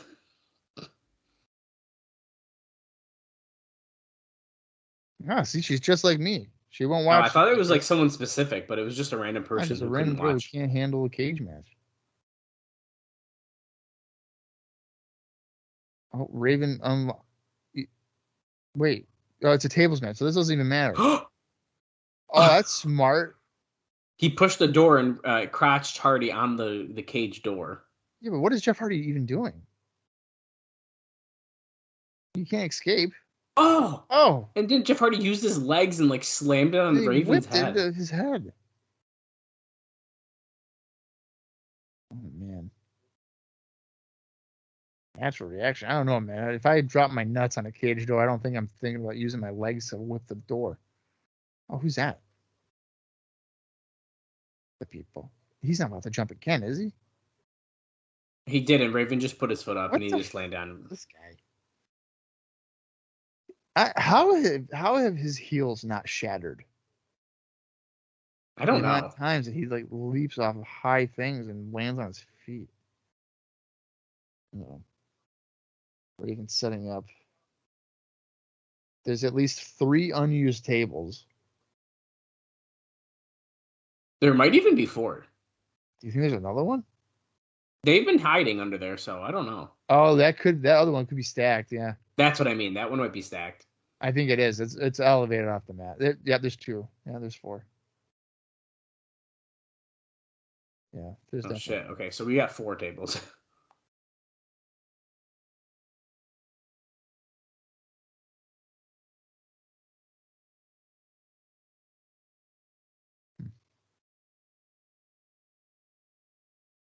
He's got another table. He's got a 3rd one. And guess what? He's got to get a 4th one, too. The referee's helping him stack them, which is pretty funny. Yeah, he's encouraging violence. I'm a sucker for 4 stacked tables. I remember the one with Undertaker. Oh my god, when he missed them. Yeah. How do you fly over like 4 tables, however many it was? Well, so since we've already discussed when we're filming this, or recording this episode, I should say, and we've talked about another ankle injury. So Dante Martin, when he snapped his leg, they were also 4 stacked tables, and they essentially nearly missed all of them. I mean, they hit the last 2 enough, but not enough to stop that from happening. Yeah. Okay, so we're about to back suplex Jeff Hardy off the top rope. Oh my god. Raven has fallen on the tables. That was a beautiful fall onto those tables. And Hardy, Bob? Oh shit. Oh yeah, Hardy wins. Leg drop through like I think 2 out of 4 of them, but hey, it was nice looking, great spot to end that match. I'm saying it. That match held up to what I remember. I love that match. I think that was a really good match. Yeah, it was okay. I'm waiting for it. That was a good. You can't lie about it. That was a good tables match inside of a steel cage. Yeah, that was fine. That was, I'd argue, that's one of Jeff Hardy and Raven's best matches in like months. Well, yeah. Yeah, but for both of them, like they've both kind of been like in weird places. Well, you have to look. Well, oh God, that's a lot of blood. Hardy's falls kind of anywhere with Abyss was okay, wasn't it? No, that one wasn't bad. That one was good. You just have to look at who they've been feuding with. I mean, Raven had been wrestling Eric Watts, Dustin Rhodes, So he wasn't really set up for having good matches. Right, that's what I mean. Okay, guys, it looks like potentially the tag team title's up next. Because, yeah, America's Most Wanted. We're an hour, 19 minutes, 6 seconds into this. And on disc 1, in case you want to look at it this way, we have 24 minutes, 46 seconds left. Yeah, I might as well pee now so I can enjoy this likely 15-minute plus strap match inside of a cage. Okay, I'll hold the fort down with the highlight package that we got. Well, now I'm trapped because my microphone is stuck underneath my chair. Oh, what a mess. Hey, look, Bob, we're recording, and there's wrestling recaps things being updated as we speak. This is impressive. That's I published that the other day. Like, come on. I didn't just publish it as we're doing this. No, I just thought Austin did. America's Most Wanted versus Team Canada. Austin did. His WCCW thing. Yeah. It's scheduled it's like 3 days ago. A1 and Eric Young.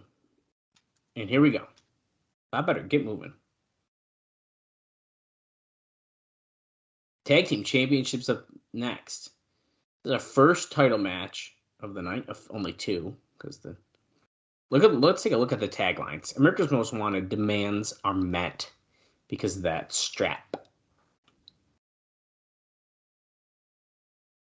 The NWA Tag Title History.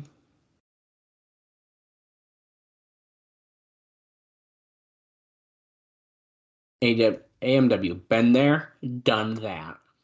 That's right. They've done this already. They've been here before. Can they exploit it? We're going to answer that question right now. We are sweeping up the table pieces in the ring.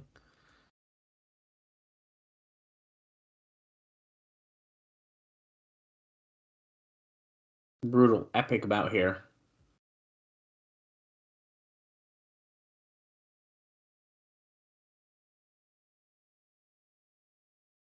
We're getting some highlights because we got to clean up the ring still, so.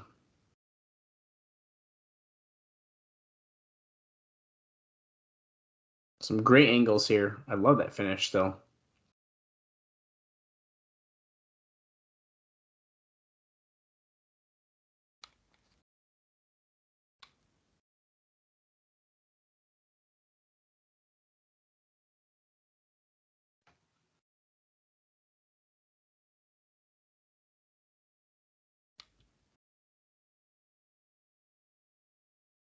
Okay. Lockdown has been a case of can you top this? That's a good point. It has been building up pretty good here. Well, here comes Team Canada. A1 holding the flag up. Looks like Petey Williams is even going to be ringside.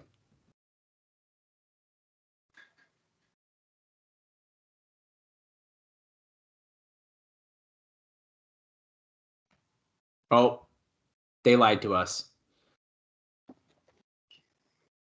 Okay, so A1 is ringside. It's Eric Young and Petey Williams. We've been lied to.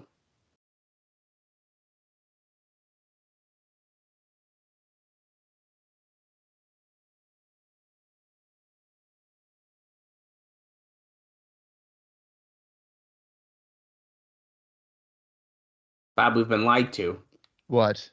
They showed us a graphic, and it showed A1 and Eric Young, but it's Petey Williams. And A1's just ringside. Well, then good. I mean, I don't think A1 would have been good in this type of environment. Well, here comes America's Most Wanted. One of the best tag teams ever, especially in TNA. Yeah, absolutely one of the best TNA teams, no doubt about that. I think people don't talk about them enough.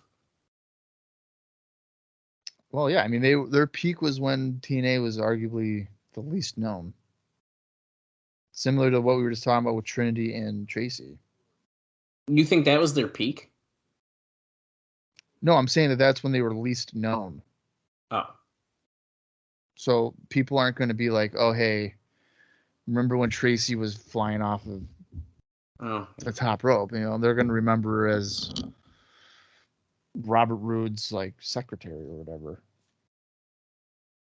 Hey, don't spoil. We got the flags hanging up on the cages, which is kind of a cool little touch for this. I mean, really, I don't even know. because Tracy wasn't a regular in-ring competitor, was she? Ever? I don't think regular she did. I mean, I remember seeing her wrestle at a house show. So I mean, she wrestled enough that she wrestled at a house show. So yeah. AMW is already starting here. Eric Young is getting beat with one of the straps. Okay, so this is a different version of a strap match. Okay, this is the version where it's strapped around their wrist. Everyone has their own strap. We've seen different versions here in TNA. We've seen them attached. We've seen them connected to the ropes. Now this time, are you kidding me? They all have one on the wrist. Yeah. So Eric Young has one on his wrist? Well, I don't know if Eric Young has one, actually. America's Most Wanted both have one. I think that they have them and they have to attach Team Canada to it. No, it's too short. But Williams doesn't have one. No, Williams doesn't have one. Is it not just, it's not lengthened out yet? No, I don't think that's what it is. Or is it just two? I think this just might be two. Because you'll see it. See what he has? That doesn't look like it's long. No, it's not. It looks like you just hold it and whip people with it. And there just happens to be, because look at James Storm. Oh, I don't think I like this. Oh, A1 hits Harris in the back of the head with the belt. Doesn't allow him to get into the cage. How much product did A1 put in his hair? Why? Because it looks flowy? Yeah. Eric Young is still sitting on top of the cage. Hurt. It does look beautiful, doesn't it? Yeah. It's like Fabio. That's funny. A1 doesn't know how to open A1 the door. off of the... Oh, he did hit James Storm pretty good with that. Okay, so they're locking the cage, but is Harris still not in it? How can they do that? I guess because Team Canada is yelling. Because it's the classic thing, he's got to climb up over it. Getting the heat on the babyface.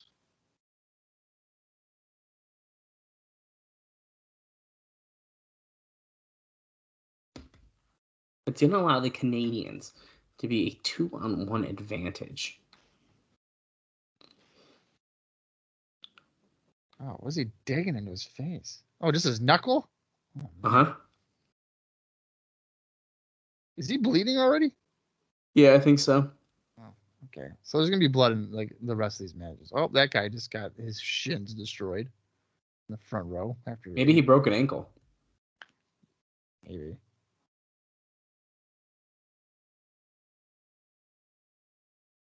Oh, Canada. As he stands in the back of James Storm, choking him over the middle rope.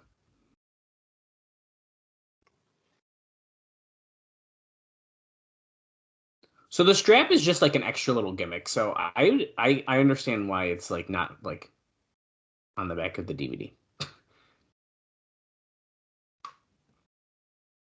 That's how we do it in Canada.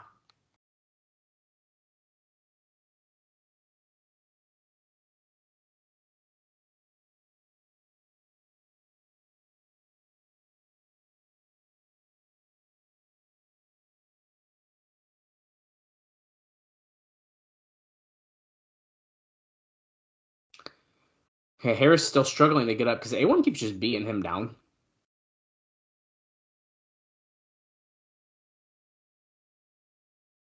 Yeah, James Storm is busted open pretty good.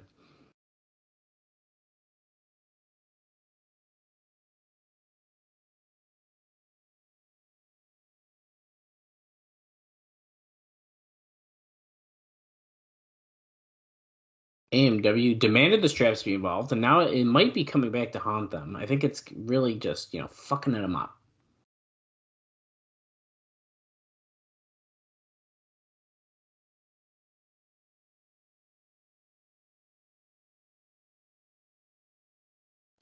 Storm back into the cage face first. Harris still has not gotten into this match.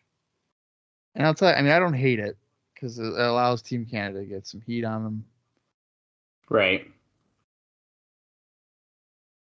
I'm assuming this will be a lengthy match. It's not going to be like an 8-minute match or something.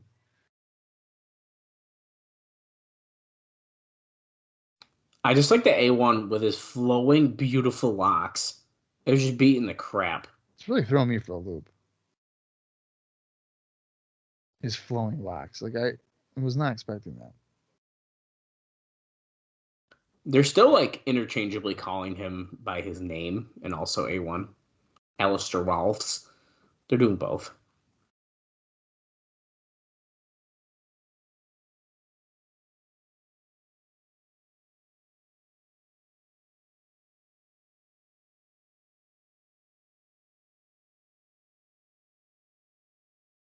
Did A1 just hit him with a... What did he do? They just said on the Countdown show there was something about an attack with American Most Wanted or something. They didn't show us that, but they were talking about it. Oh, look we got. Oh no, I know what they're about to do with this. Team Canada just took the U.S. flag and now they're using it to choke. Isn't this considered degrading the flag? Yeah, I would say it probably is. Yeah, that's not good. It's like, do you remember when Chris Jericho, when they were in like Brazil, he like stomped the Brazilian flag and almost got like arrested and shit? Yeah. Did you know that if you have swim trunks with the American flag, that like the logo, that design, that's considered degrading the flag? Really? Yeah. Fascinating. That's weird. That's kind of weird because it's not an actual flag though; it's just a pattern.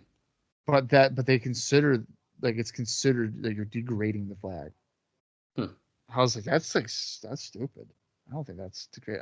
The shins of the people in the front row over here have got to be killing them. I mean, they constantly A1 and Chris Harris have constantly been hitting into that guardrail. Oh, Bob's cracking a cold one. As Harris is climbing up the cage, is he finally going to make it in the match? No, Eric Young knocks him down. Yeah, I'm drinking Jim Cornette's favorite drink, a Sprite. No caffeine. I mean, Sprite's really good. Yeah, especially when it's not flat. Yeah, Bob had some really good soda. Yeah, because if you're wondering, folks, I went to Dallas's house last night for night one of WrestleMania, and he was like, "Hey, Bob, you want some soda pop?" And I was like, "Sure, pal." And so he brings up, "You want some soda pop?" He brings up some Twist Up. It's not even name brand. He brings me up great value bullshit. And I go, because it was meant to be mixed with other stuff, so it didn't matter. Okay, well, anyway, he brings it up. He pours it out. Okay. I take a sip out of it, and I'm like, this seems like this is like flat. And then he goes, this tastes flat, doesn't it? And I was like, yeah. And he goes, I was like, it's expired, isn't it? When did you buy this? And he went, oh, I bought it for Halloween. It was unopened. So that shouldn't matter. It shouldn't. It does matter because like soda pop does go bad. Yeah, but not that fast. Yeah. Look at the date on your can. Look on the date on your can that you just opened. I bet you it's like another year. No, soda is not like that. Look at the date. It's at the bottom, probably, Bob. Look at the bottom. Not, though.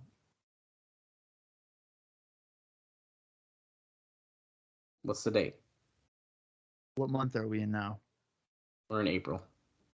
This says October 23. So that's October of this year. So that's still like a long time. So, Okay, so that's what? When did you buy that? I bought that like 2 weeks ago. No. Okay, yeah, so in March. So April, May, June, July, August, September, October. That's 7 months. So since Halloween, when I bought it in October, November, December, January, February, March, April. It's less time than what you're saying. Now, regardless, I think it's an old one. It doesn't matter. It's soda. You hadn't opened it in 6 months. That doesn't matter. What are you talking about? It wasn't open. Anyways, Bob had a great glass of that. And now Bob's ignoring the whole part where I bought him an absolutely fantastic birthday present. Yeah.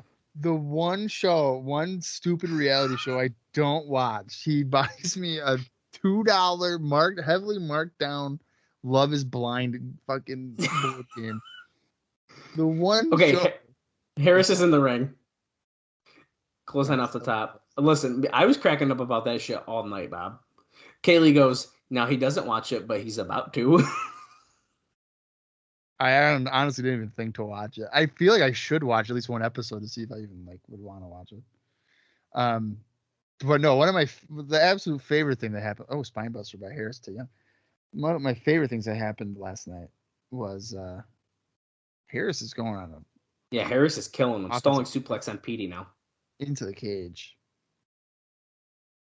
A couple of Two times. cage sides. And down the mat. Dallas is pouring a drink. He gets mesmerized by the bubbles. And it overflows, and he snaps out of it. He's like, "What am I doing?" And it's like overflow. I was getting. Kaylee goes, Dallas.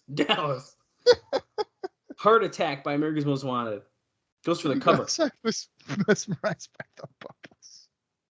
I was just staring at the bubbles, not realizing that it goes over. Oh man, it was too funny. It was a good night. I can't wait for you to come over for round 2 tonight. I'm not coming over for round 2 tonight. What? No. Take a nap. I don't want to take a nap. After this, I'm probably going to hop on my stationary bike and watch some baseball. Which will ironically give me more energy. Yeah, that energy didn't work out very good for you last night, though. You were tired by 9:30. Dallas, I had been up since 4:10 in the morning. Should have taken a nap. I couldn't. You act like it was my fault you were up that late. It was. Did you eat the rest of the pizza or no? No, and as soon as you walked out the door and pull out of the driveway, Kaylee's like, "We have way too much pizza, and if I knew that, I would have told Bob to take some." We have over a full pizza left. We're not gonna eat all that. The fuck, dude! I would have taken some. So if you come over tonight, I got pizza. Going for a super kick. It's countered. Petey Williams knocks him down. Going for the sharpshooter, but oh yeah, there we go. He got it. He's trying to turn him over. Okay, sharpshooter's locked in. Eric Young climbing to the top. Oh no, is he gonna elbow drop him? And he did, but the referee is right in the way of the camera, so he barely saw way to go, that. Rudy. Nope, kicks out at 2. I forgot. I can turn my volume up a little more again because it's not as fucking loud as the voiceover. Well, now we're 36 minutes, 22 seconds. Team Canada is on fire here. Signaling for the destroyer. Petey doesn't usually wear elbow pads, right? Is that just a cage match thing? Calling for the destroyer. No, I don't know if I ever had. Yeah, I don't know if he. No, he's not on both elbows. No, he was going for the destroyer. James Storm fell down, and Harris hit him with a spear, but he kicks out at 2. No, at 2.5 tonight. So sorry.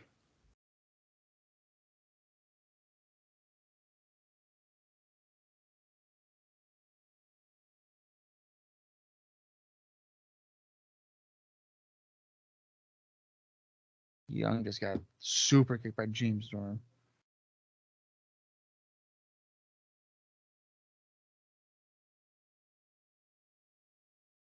He's motioning. Oh, death sentence? Oh, Petey pulled him out of the way. And so Harris just crashed and burned. Here comes the Canadian flag hockey stick.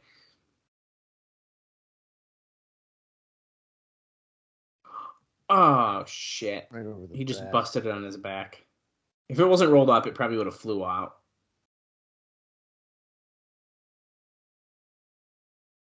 One, two. No. The canvas is covered with Jeff Hardy's pink paint and blood.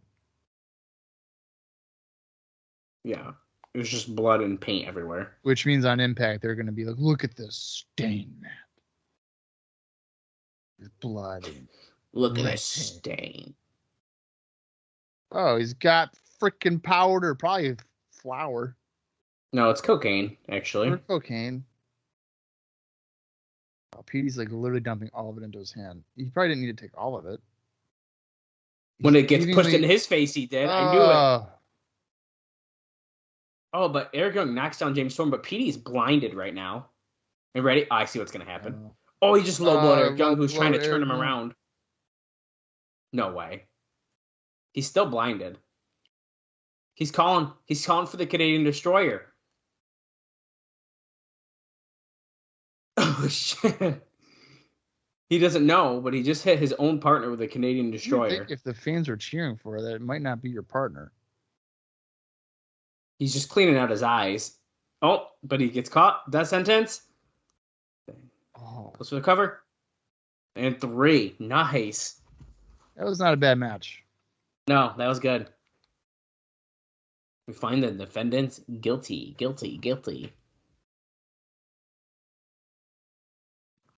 Good stuff. Give them their titles.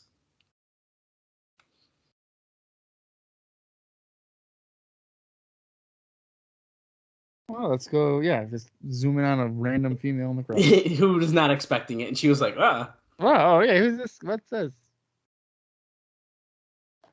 I love when wrestling companies do that. They're like, oh, we have a young, attractive female in the front row. Definitely got to zoom into her face. Zoom in on her. AMW climbing to the top of the cage to celebrate.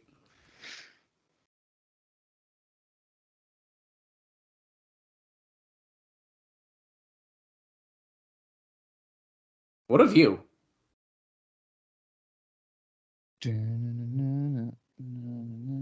Guilty.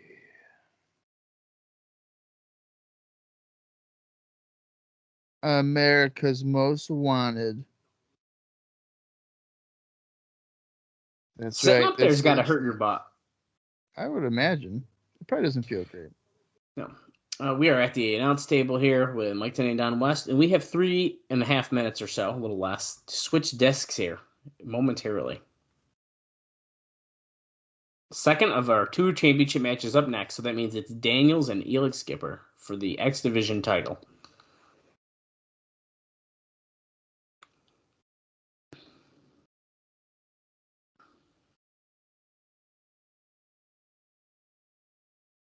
So that means what? Daniels and Skipper's probably next, right? Yes, exactly. I'm wondering, now you might be thinking about pizza. I'm wondering if Kaylee would bring me a slice of pizza right now.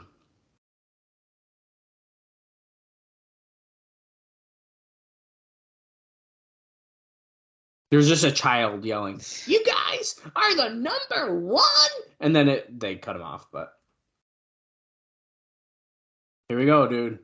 X-Division bout is coming up next. Former friends, now foes. Getting our highlight package here.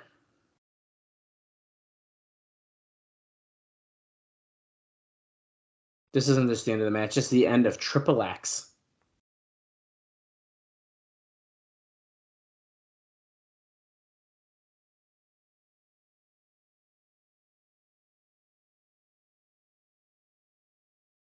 Now, forced to compete in singles competition.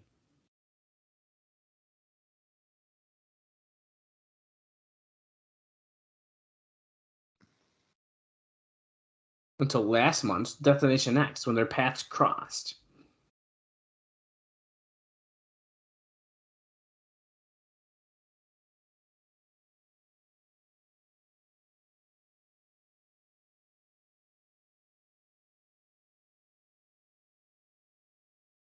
Hey, I Dad, just felt let me know that. when you start disc 2, because since it's just a video package, I figured I'd get ahead of the game and not have to. Oh, shoot, okay. Well, we got another minute and 18 seconds before we're going to switch here, but...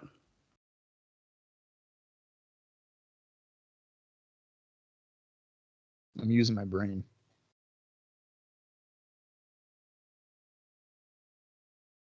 Well, guess who's getting a piece of pizza? Not me. No, but if you come over tonight at 6 o'clock, 7, come over at 7. 7? The show don't start till 8. Come over at 8. I know, it's funny because I was telling Kaylee, like, so we just went out to Los Angeles, and I was like, the show's over, it's 9 o'clock. I was like, we could still go to dinner after. Like, that's just a weird thought. Weird? That's so Yeah, weird. it's so weird. I would thrive on the West Coast. Yeah, for real. Everything's Monday- early. Monday Night Raw is done at fucking 8. Yeah. What can I do now? Well, it's like there's one night you and Austin were texting in our group chat, and I wake up and it was like you guys were. It was like the night before or something, but like the way the time was, it was like 4 a.m. there or Yeah. something. I don't know. It was weird. Continued on disc 2. Let's see. We're about to switch over here. Any second here. We're gonna switch over. And disc 2. Hit play, Bob. We're 2 seconds in, 3 seconds in, 4 seconds in. Okay, I'm like a second behind you, but it doesn't matter.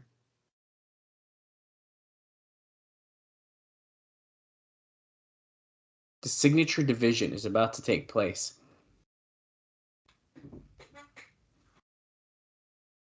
The X Factors, Bob. Former partners turned rivals.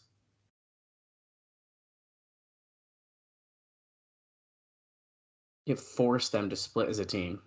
Primetime's earns a title shot. Yeah, he won the match, but we were told before he won that he was going to be in it. Experience versus the athleticism. It's coming into play here in the 6 sides of steel.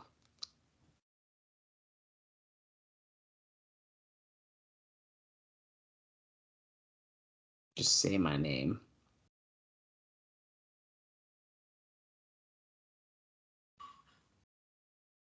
Say his name, Bob. Prime time, baby. Underrated.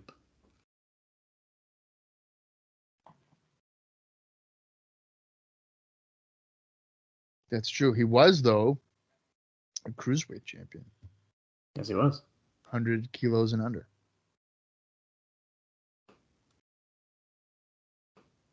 I mean, of course, he was handed the belt by Lance Storm, I believe, but That's fine. Still champion. Yeah, we got to do what we can do, you know. Still a champion.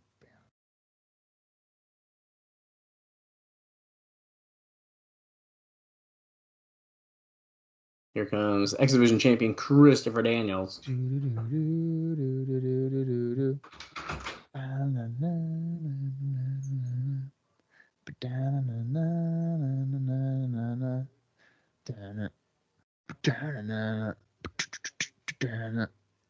Yeah, it's me, Christopher Daniels. I'm the champ. Holy shit, that's a large piece of pizza, my friend. That's bigger than your face. I just needed something. We were talking about it, and it's going to be lunchtime here, you know. Yeah, it's noon. It's 12:03. Daniel's standing off with Elix Skipper, and now he's entering the cage. What's going to happen in this match, Bob? What do you think? Okay, well, here's my question. Do you think that Skipper is going to walk the top of the cage again? I'm going to say no. I'm going to say no. I don't think he's going to do that again. Yeah. He got lucky he didn't get hurt once. I don't think he's going to do it again. Do I think they're going to tease it? Absolutely. Yeah, they will.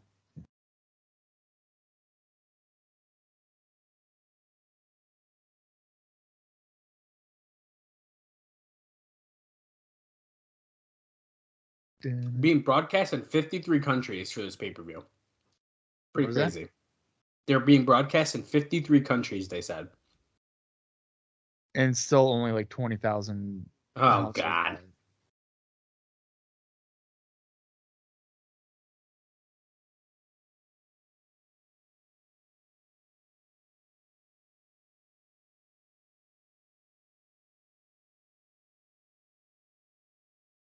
Locking up here. Who is going to walk out of lockdown as the X-Division champion?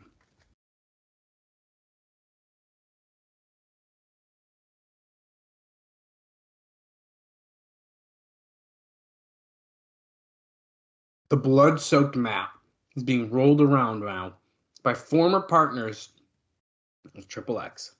Yeah, it's a good thing that Kevin Nash wasn't going to wrestle because of that staph infection. It could have got bad. How did he get a staph infection? They were saying it's from the attack, but yeah, that sucks.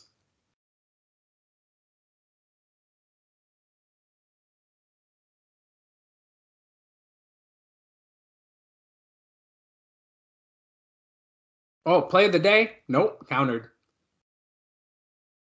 Can you believe that? He countered the play of the day.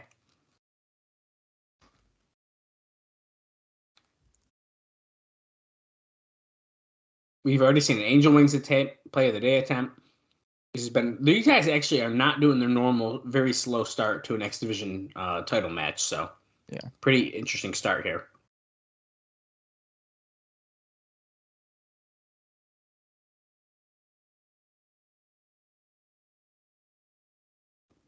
Drop toe hold back prime time, knocking Christopher Daniels down.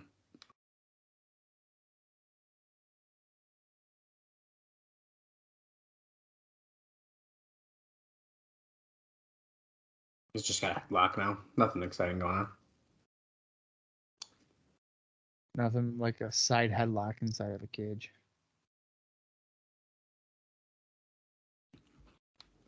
But Bob would still go. I like the cage match video I sent you recently, Bob, where they didn't even enter the cage and the match was over. Yeah.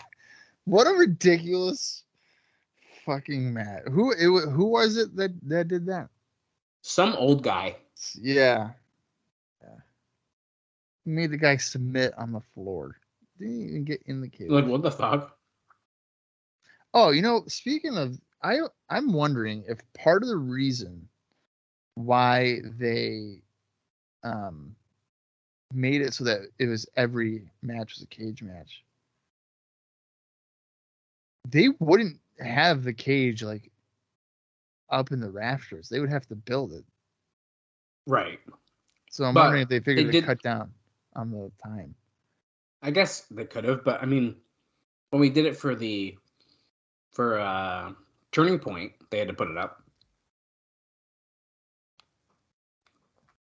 And if they're doing 2 matches, those would just be the last 2 matches. But yeah, but I mean, I wonder if they just didn't want to. I don't blame them. Cut down. Maybe cut down the time. I don't know. Gut wrench suplex or slam there by Skipper. 1. It's a 1 count. Back suplex by Skipper. Say his name. Prime time, baby. Handstand and a leg drop. Impressive. Out of the corner. He's like, yeah, look at me. I'm prime time. That time it's a 2 count. Daniels kicking out. Slick Johnson, a bald brother of Christopher Daniels. Although I guess Skipper is also bald. So we have a trio of bald here in the ring. Oh. Daniels just fucking puts Skipper on his shoulders and then runs right into the cage. I don't like when there's the videos of Christopher Daniels with hair. I don't like that. Yeah, that is pretty weird. That's like a late 90s, early 2000s Daniels. Yeah, I don't like that. Like he was on Nitro and like he's did a springboard and he almost broke his neck. That's he has hair there. That's the one I remember specifically. Yeah. I think the bald look isn't until like 2002. Like is Skipper injured? Let's see. He's holding his shoulder and elbow pretty good.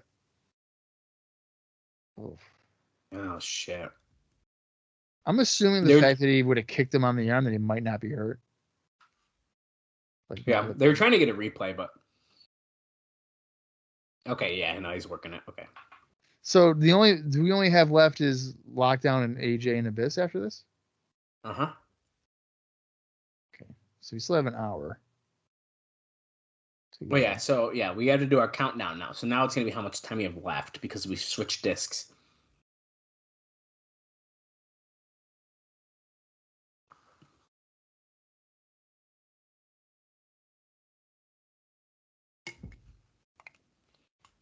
Focusing on the left shoulder.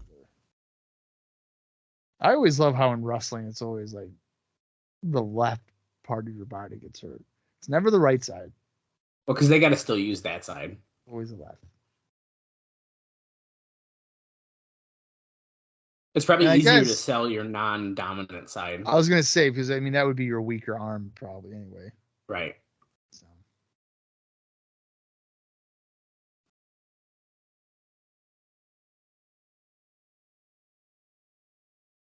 Get him doing this is strikes.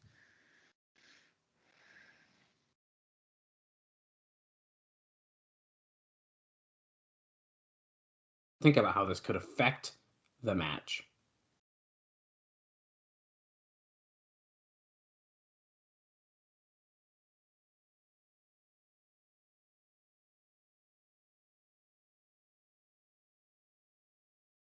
Yes, he's not going to be able to use the sudden death because he's working the arms, and he needs the arms to do that. Nice drop kick by primetime Elix Skipper.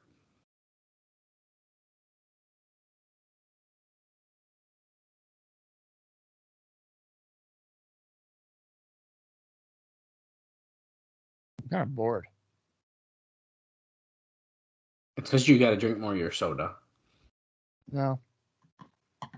I think it's been a slow match. Running knee strike by Daniels sending Skipper into the corner. They started off pretty hot, but yeah, I mean it's just a slow plotting match. And I'm wondering, I mean, well, I guess with like Shocker and all them, it wasn't slow. They were still able to do like some. Yeah, that match I was kind of about. Like, it was fine.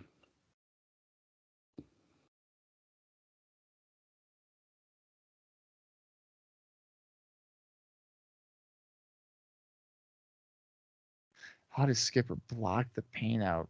He's not going to be able to beat him with one arm. Why not? I don't know. He can't hit his finisher, they're saying.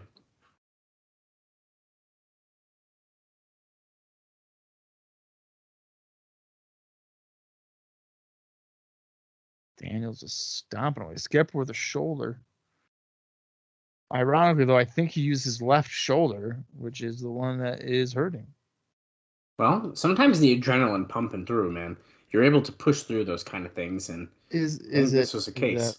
Is that the logic you're going with? I'm just trying to stand up for my friend, Elix Skipper, a little bit. Friend of the show, Elix Skipper. He's not. Okay, I wish he was, but he doesn't even know who the fuck we are. Let's be real. I know. I wish we could get in touch with him and be like, probably hey, just man. have to go to his restaurant. His establishment. Yeah. Order some pancakes. Is that what he said? I don't know. Is it still Cracker Barrel? Did we figure it out? Or is it Applebee's now? I think originally it was Applebee's. It might be a Cracker Barrel now. No, both have okay food, so.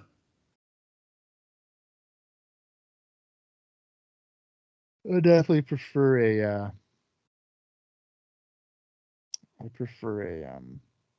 Applebee's. It's hard to say. I mean, yeah, I guess I'd maybe agree. Costs less. Say that. Yeah. That it does. Yeah, we've definitely slowed down in this match. Daniels just keeps working the shoulder. Look at this back suplex with the arm behind the back. Hammerlock. Slam. Yeah. That fucking hurt, man. 1, 2. 1, 2, 3, 4, 5, 6, 7, 8, 9, 10, 11, 12, 13, 14, 15.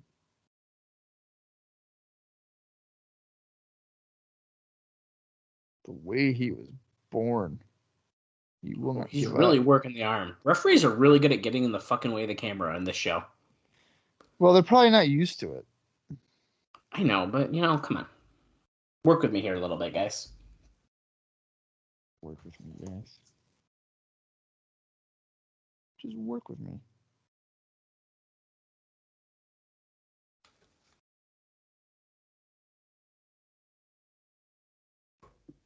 The number one move inside the cage was when Skipper walked across the thing. Oh, what a kick by Daniels.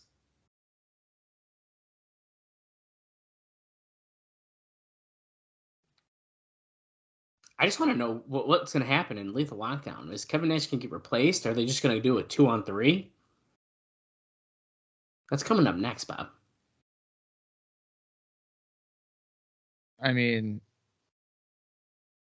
you have to get a replacement for Kevin Nash, so it's probably going to be Scott Hall. Randy Savage. Oh, Scott Hall. Scott Hall. Hey, Could be. It's me. Hey, Say hello to the baby. Bunch of clotheslines by Skipper. Daniels right into the cage, comes back, and he just doesn't do anything. And then he does, no, fuck yeah. Nice spin kick. Yeah.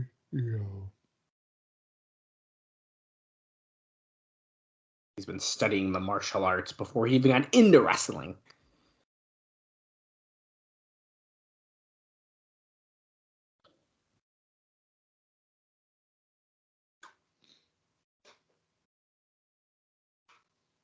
Oh, he just matrixed and moved out of the way of that crossbody. Belly to belly. Nice. Who's this guy, Shane Douglas? Yeah, who does he think he is? Part of the franchise? The franchise. Walk on the top rope, big leg drop. He hits it. You see that elevation that he got there? Going for the cover. No. Nope. No, That's no, a no. kick out at 2.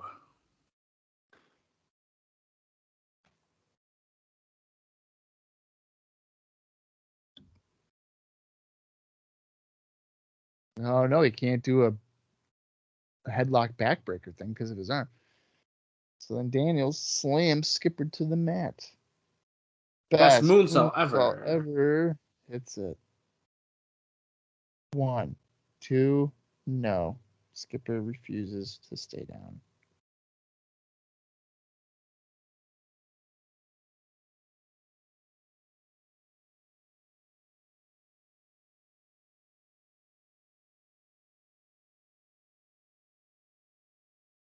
He's signaling for another. Oh no, this time he's climbing up the cage.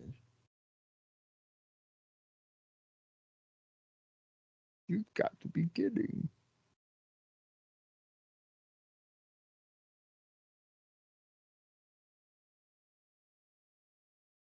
He's in no man's land up there. Is he about to walk the cage, Bob? No, he's not gonna fall down. Oh my god.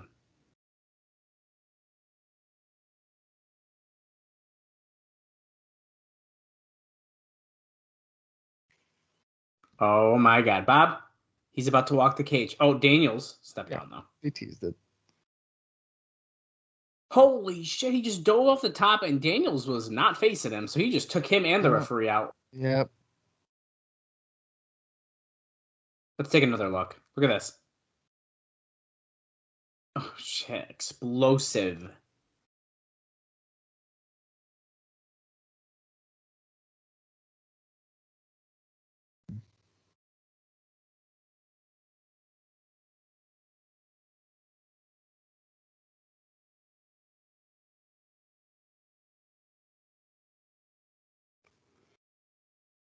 Okay, well, the referee wasn't too hurt because he's back, so.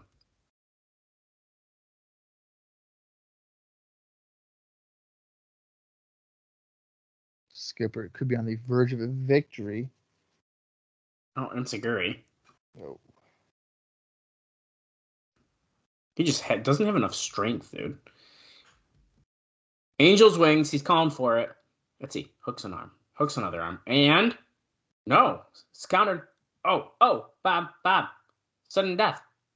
But Well, here, the arm he hooks the head with is his right arm, so he should be fine. Oh, shit. He countered it. Angel's wings. As soon as I say that, Angel's wings. All right, no, that should do it. Oh, shit. That's a 3. Daniels retains here at Lockdown. Okay, the middle part, little slow. Beginning, end, I liked. Yeah, okay. I'll say that was not great. Oh, no, that's not true, guys. I don't know. Yeah, I was a little, Bob needs more soda. Bored. He's tired. Don't let it affect him. No, I was kind of bored by that.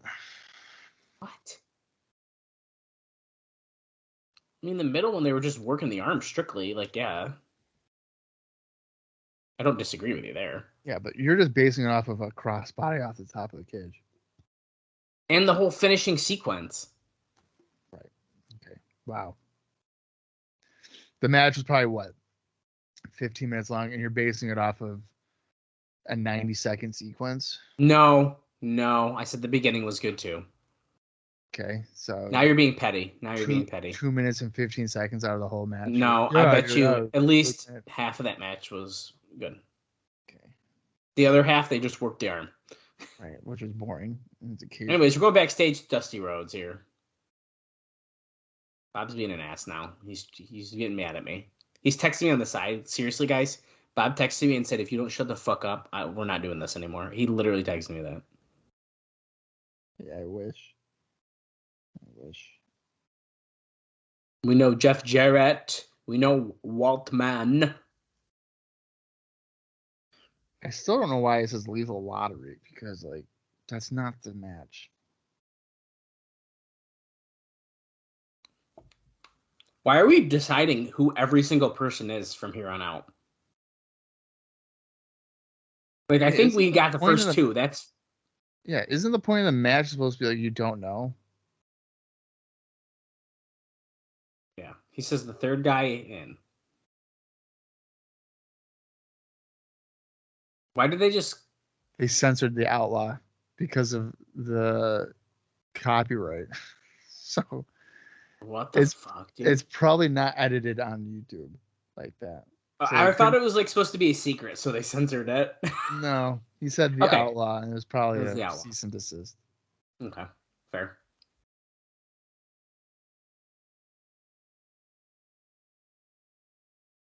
The only rule of this match is there are no rules.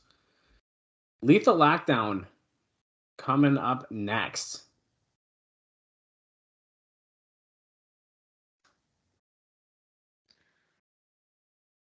I could care less.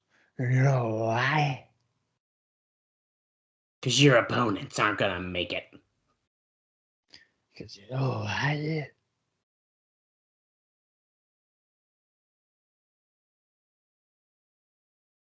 Look, they just censored it again in the highlight package. Yeah. Okay, that's weird. Great. I mean, was there actually going to be a lawsuit, or were they just nervous? I want to say that WWE was like, hey, you can't do that. And if you don't want problems, then fix it. Yeah, but they were calling it... I'm now, listen, I know the spread is lower, but... like, they were doing it on TV for so long. I'm just surprised, I guess. Yeah.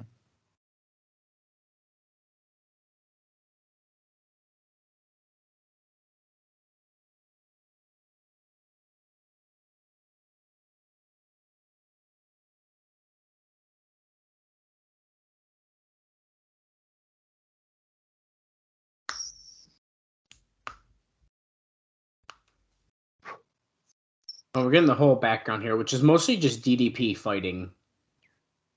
There's Kevin Nash backstage. DDP fighting Jarrett.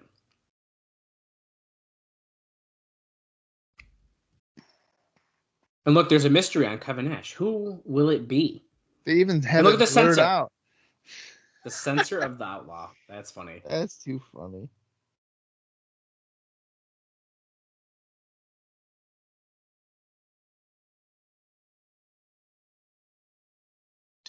First man out the tunnel here. It's Sean Waltman, and he has a garbage can, and he's wearing probably the same outfit he rang the doorbell on the Surreal Life with. Yeah, probably. Look at this. This is an awful outfit. Yeah, no, it doesn't look great. It's bell-bottom jeans, a sheer button-up shirt, and like a white tank top underneath. Yeah, it's good shit. I love it. Okay, so Sean Waltman and Jarrett starting us off. And then the Outlaws next. That's 5-minute time period. And then every 2 minutes, someone comes in. And of course, the Lethal Lockdown does not begin until everyone is in. Sound familiar? Yeah, okay, so Kevin Nash has a staph infection, so he is not wrestling here.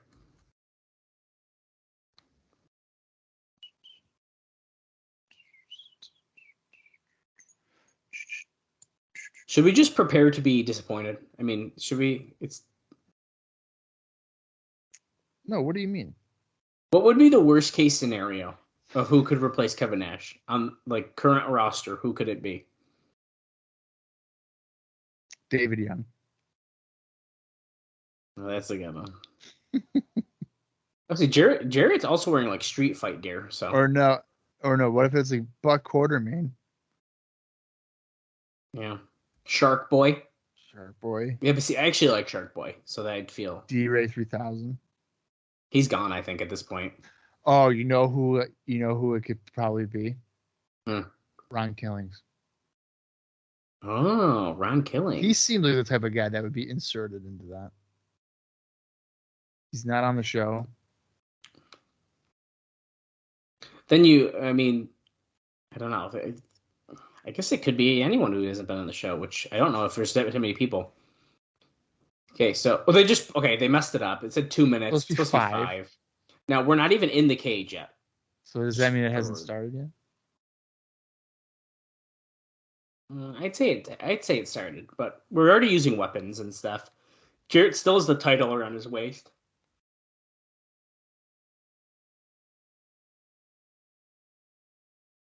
I love it. I love when a war game starts in the crowd. It's not War Games, it's Lethal Lockdown. Well, it's the same idea.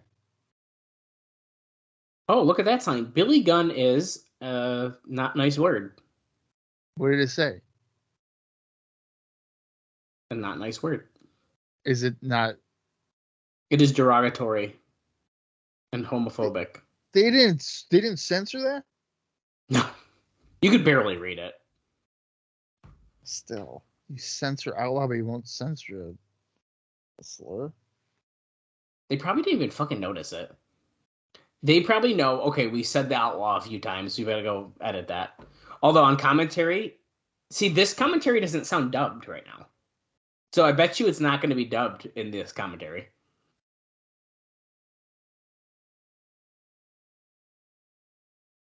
It By the way, kind of sounds dubbed. If they say Kip James, then we know.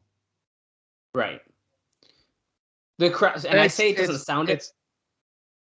It's dubbed. You think? I guess the crowd is a little bit duller noise. By the way, guys, the countdown is happening. We're under 3.5 minutes before the outlaw comes out.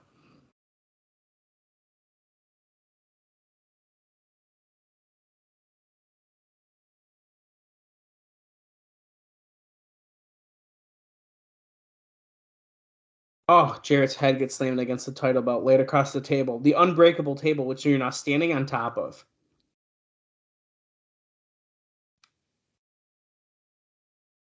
High kick to Jarrett, knocks Jarrett off. The table does not move.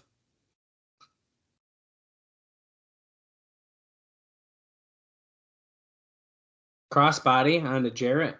What was the point of a heel kick on the announcer's table? To knock Jarrett off the table. He's got a fucking bull rope. The cow rope. He's got the cow rope.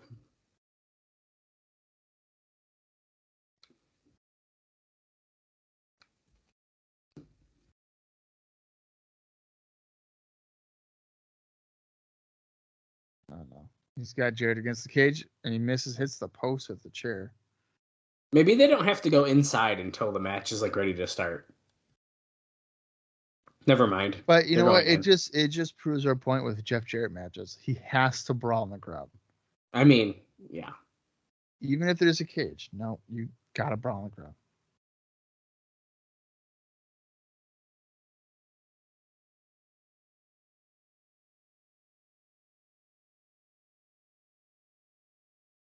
We already know it's the outlaw. No, they're talking about the replacement. No, they just said we're gonna find out who the third person is, and it will change, like the momentum.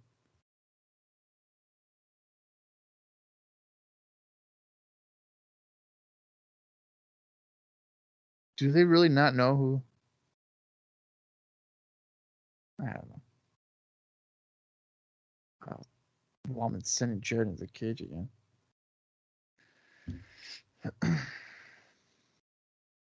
It's so sallow. It's so tight.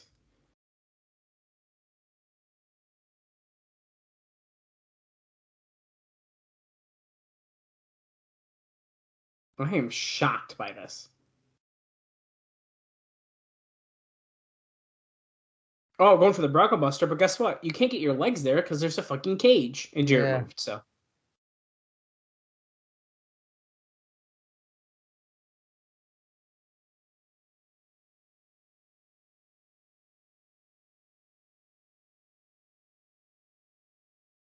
He just folded up. There's under 30 seconds before the next person comes out, which will be the Outlaw. See, someone. They're saying someone. That's so interesting. Is it because they won't say his name? Oh, I wonder if that is why. Trying to minimize how many times they say it. Yeah, but we know who it is. Right. Or is it weird?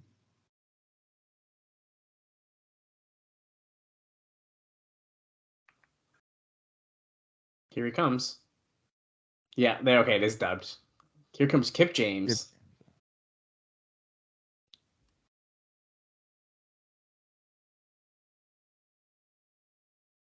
Outlaw will beat your ass, or said bet with a little tiny A.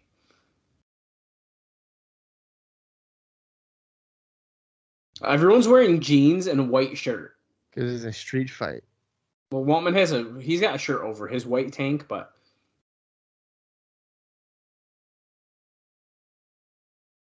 So less than a minute and a half already. Oh, pop-up, and then a nice drop kick by Waltman to counter that pop-up. Knocking down Jarrett with a missile dropkick. That was nice. Yeah. So who is going to be next? It must be Diamond Dallas Page. And then we'll get Monty Brown and then a mystery entrant, I'm assuming. That would make the most sense. I'm a little nervous. Yeah, it's got to. I'm gonna say Conan. You're switching. Now you're saying Conan. It's one of the 3 Live Crew. Well, Conan kind of has been beefing with. That's what I'm saying. Or they could do Cap. BG James, I guess, but that would be really lackluster to me. But I would get it. You know, the New Age Outlaws. I guess out of our main roster, 3 Live Crew are the only ones not featured on the show, really. Yeah. Which is BG interesting. They'll probably do BG James because they'll be like, oh, who is like? I bet you everybody. Whose side is he on? Yeah, it's gonna be like, oh, is he gonna be aligned with them? Is he friends? And he'll show his worth to Conan. Thing. That would be sad. Let's see who's coming out next. DDP. It's me. It's a DDP. He's not wearing a white shirt. He had a kendo stick hiding in the back of his pants. Huh.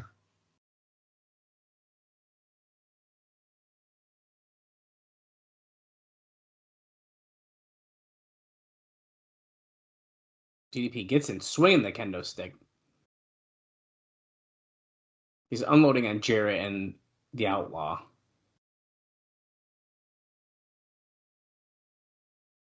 For top of the head.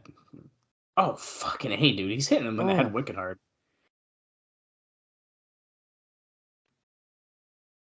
Throwing Jarrett against the cage and then hitting him in the back again.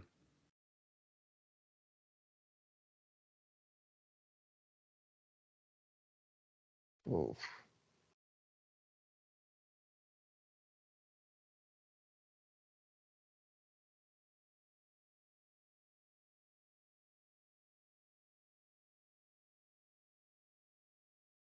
Okay, under a minute till the alpha male, the final member of Team Jarrett, comes into the ring. And if you guys are following along, we have 34 minutes and 34 seconds left in the show.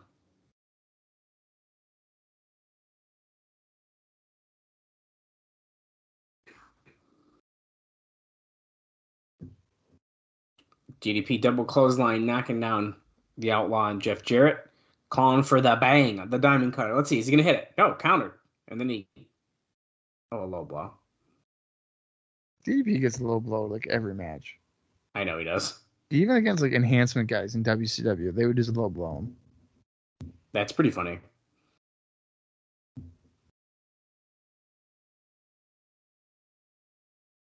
8, 7, 6, 5, 4, 3, 2, 1. Oh, wow. Oh, hell yeah. With yellow wrist tape? Fuck yeah to that. Nice shirt. I love that shirt.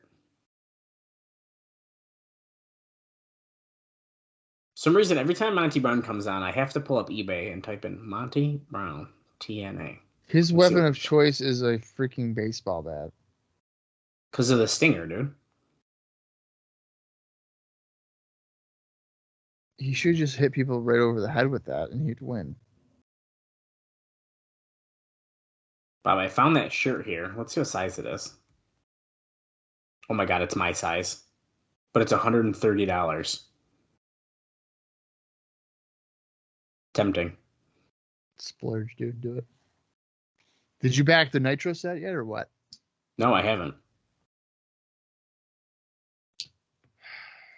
Still thinking about it. That can be my. I don't know if that can be my real birthday present. You got to back the Nitro set. Wow. It's only $398 more than the present you gave me. It's not about the price, Bob. It just made it funnier. Yeah, it did. You should have kept all the clearance labels on it. I wish I did. I regretted taking them off. I just didn't want you to have to take them off and then it'd be all sticky. Let's see where the ring is at. 1312 backers. They got to get to 5,000. And if they don't get to 5,000 before, April 7th, then they don't get the Hogan.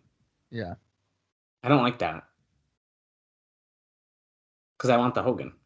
Holy shit, Jarrett, move out of the way or switch camera angles. Oh, because fucking Outlaw's in the way of the other one. Well, the way that you get the Hogan is if you back it. So. Yeah, but you have to get 5,000. Okay. Uh-oh. It's a 3 Live Crew song.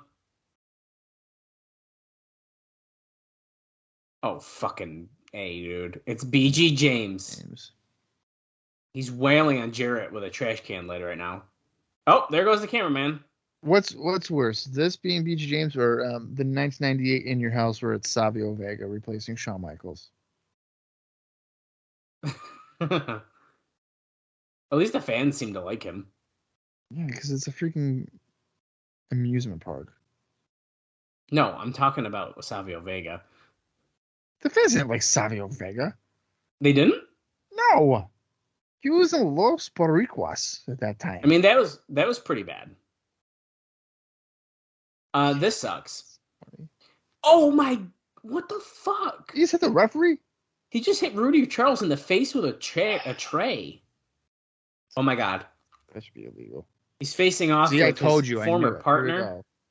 He won't hit him, but Waltman will. Yeah, Waltman don't care. X Factor. Okay, so he's turning, right? I would have to think so.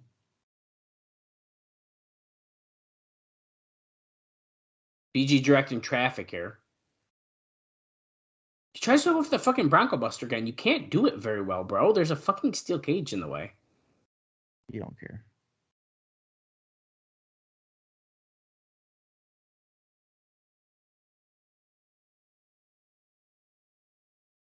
Oh, Bronco Buster with a trash can? I feel like that hurt you more than him, but...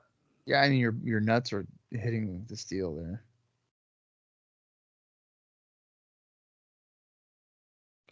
But... Oh, Waltman was going to go for an X Factor to Jarrett, and then he was hit with a pounce. BG just got hit with the pounce. Period. Let's go. Pin attempt. DDP breaks that up. No, see, this should be freaking submission, not pin. Going for the stroke. Pushed off. Diamond cutter. 1, 2.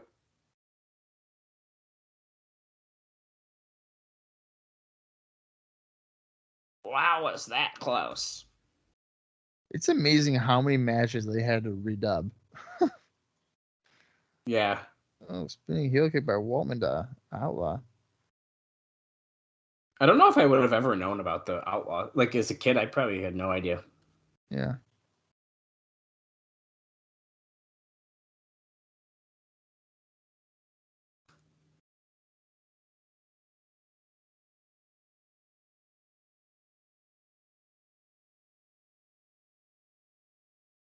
My Brown just got hit with like 4 trash can shots right over the head. Okay, we can't see anything. Oh my god, a double pounce on both DDP and BG James. They're dead. Yeah, good thing this guy's a heel. That 'Cause was I wouldn't insane. want to. I wouldn't want to cheer for that. Yeah, you don't think that's cool? The fuck was that? Just in time.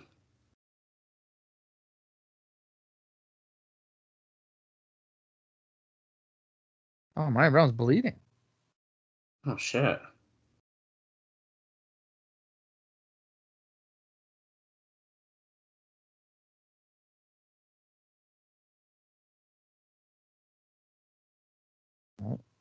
Oh, woman just pinned Monty Brown. The fuck? Okay, maybe I was wrong about the turn. I really wouldn't have thought Monty Brown would be eating the pin there. Yeah, I don't like that. That's not. Yeah, I don't like that at all. I feel like if you don't just have Jarrett lose them or like Outlaw. I love how Yeah, Jarrett Monty just Brown's- leaves. Jarrett doesn't care. He's like, I'm out of here.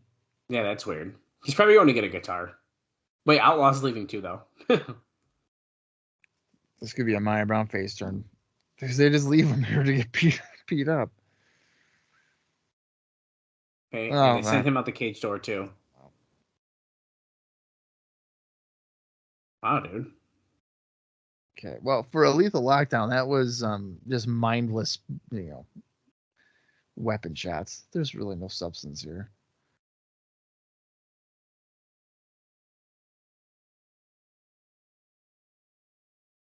Okay, well, I'd say if you're not doing the turn there, then what's the point? Like, what are you gonna do then? Well, and it's also weird because now afterwards he's like, "Yo, dude, we're tight."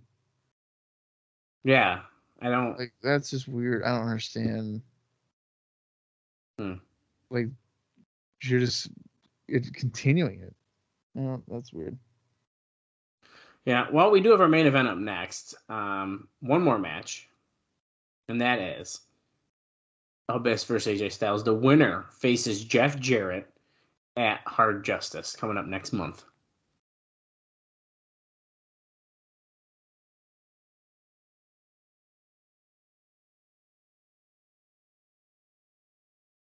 Let's preview the main event here, Bob. See, and it makes even more sense to me if it was a turn, because then you have this match to potentially make people at least a little happy that you fucked him over in that one, but that's not what happened. Look, dude, look how the feud was built. Because remember, Abyss scared Tracy and Trinity out of Dusty's office truck, and then they fought backstage. It's literally what And then AJ was like, "I bet you wouldn't do that to me." And it's like, "Yeah, Bet you wouldn't. because you're not a woman that he can't easily intimidate."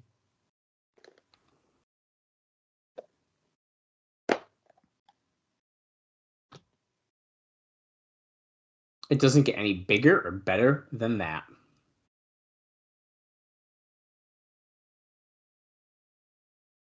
Sending you a message, AJ.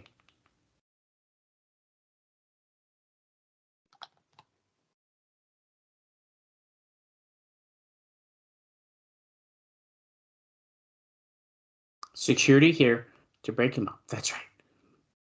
For tonight's competitors. Oh, someone's road to be paved in twisted steel and blood.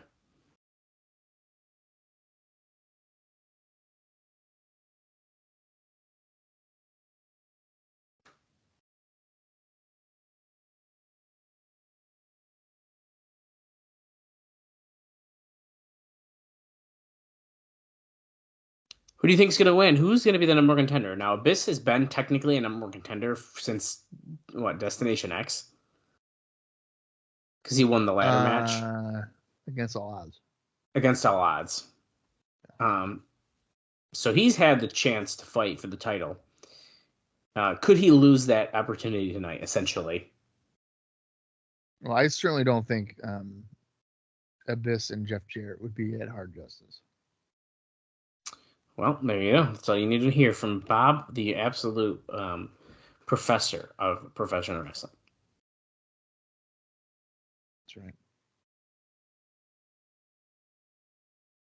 Here comes AJ Styles. I must tell you, I'm a pretty good wrestling booker. Okay, so we have 23 minutes and 13 seconds left. Let me pump myself up here. Okay, I'm in the Russell Figs Wrestling Sims Hall of Fame. Okay. When are you going to break this news to me? I earned that. When did that happen? Years ago. Oh, really? Oh, okay. This is a subtle brag. Yeah. Is it just because you've been a member for like 20 years or something? I was a member, yeah. And then I also did my rebooking of the WWF for several years that I still do now. And I posted it there. And I earned the respect and accolades. And I got inducted into the Hall of Fame there on the message board. So I know how to write compelling stories. For wrestling that did not have compelling stories. Right. Same thing with WCW 2000. I did a WCW 2000 rebooking a disaster. People loved it. Did you make it also a disaster, or did you make it better? No, I made it better. Okay. One of my favorite things. I had Mike Awesome break into Hulk Hogan's house and beat up Hulk Hogan in front of Brooke and Nick Balea. Like in the kitchen. Oh my God. He like slammed his head in the oven. It was great. Here comes the Monster Abyss.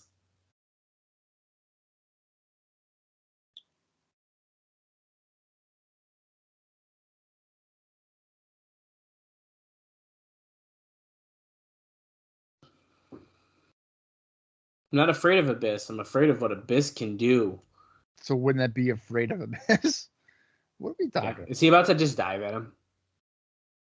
Here he comes. Holy shit, I fucking knew it. We cannot wrestle in the cage if every match is in the cage. You have to do some of them not in the cage. This is for intimidating Trinity. You would think Trinity would be in his corner, or Trinity and Tracy or something.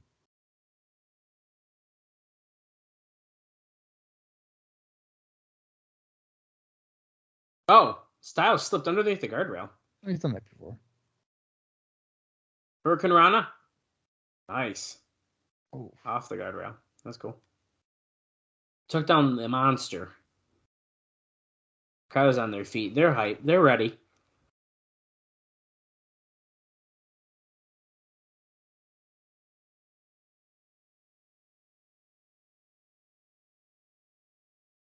We're not sure if the match is legally underway just yet. Well, they haven't entered the ring.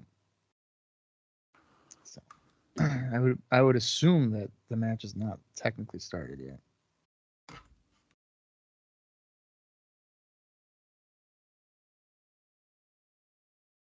They cannot believe how this match started.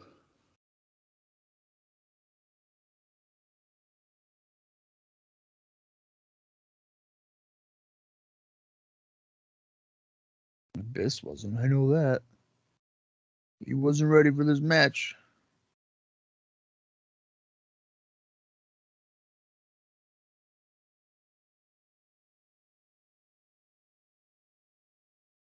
Let's see. Abyss grabbing Styles. He's telling the referee to move. He wants to throw him against those steel steps.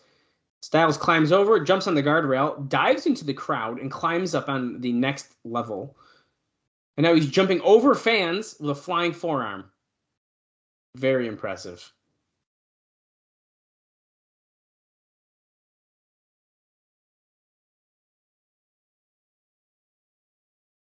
Look at this. Look at this. That was pretty impressive. AJ just likes to fly off of stuff. Right.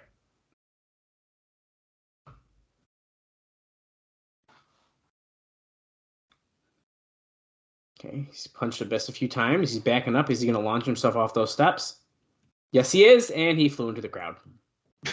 Abyss moved out of the way. He literally just fell into the crowd. way that you're just like, and he fell into the crowd.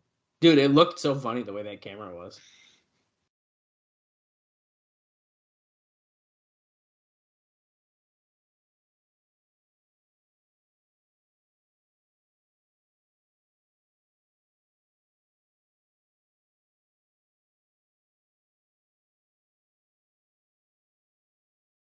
They're locked up like this. They can't do it. We're under 18 minutes, and the bell is not rung. I don't think. But we're fighting up the steps in the Impact Zone here in Orlando, Florida right now.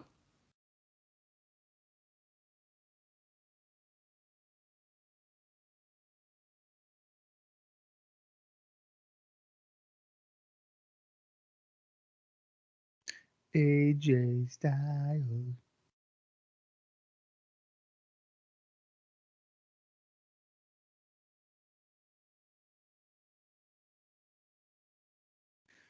Get him, AJ. He's doing like low key kicks to his to Abyss's chest. Mm-hmm. Oh, he grabbed it. He grabbed Styles. Holy shit! He threw him. There's another like cage up in the back there, probably like a barricade thing, and he just fucking threw Styles up against it. Hey, you know, speaking of low key, do you think when like that whole "Let's Go Brandon" thing was a popular thing, do you think people thought, or do you think Loki thought that was because his name's Brandon? Yeah, they probably did actually. He was probably like, "Oh wow, the fans really do love me." Why are you guys chanting for me? Like, my name is Brandon. I am a successful professional wrestler. I am signed to MLW, and I make $35 a match. We're rolling back down the steps now. I think. Assuming we're heading. They tape 4 episodes. I wrestle 4 times, and I make $40, not per match, but per taping. So it's $10 a match, and my matches tend to be 55 minutes long. Okay, we're back ringside. That girl just wanted to touch Abyss, so she touched his sweaty arm, and then it was like, ew, he's really wet, and wiped it on her shirt. Yeah, of course. Why would you not? It's baby oil and sweat. That's a great combination. Low key, by the way, big fan of the show. Friend of the show, low key, Brandon. Yeah. Brandon Low Key Senshi Kaval is his full name.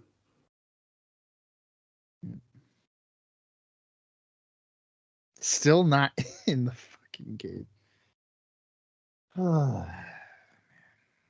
This is going to be like the video I sent you. They're going to finish the match outside. I wouldn't be surprised. Look at the bruises on Styles. He is already bruising. I mean, I understand starting outside of the cage because, like, you don't want to be super repetitive. Yeah, but the last match literally just did. Yeah.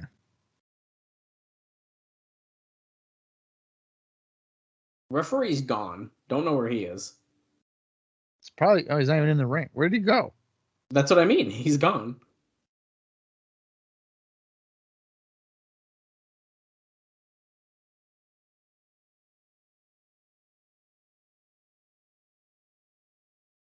Styles opening the cage door. Looks like he's going to try to Irish whip Abyss into it potentially.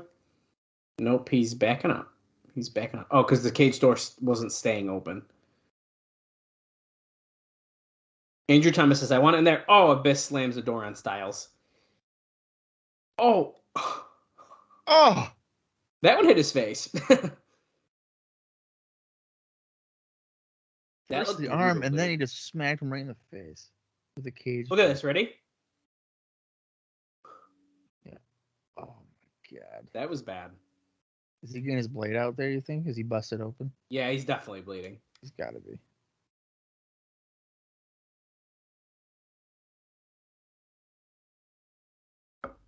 Is he going to do it again? Yeah, hit him in that again. Yeah, he's bleeding now. Come on. Now. Okay. He's hiding underneath the ring.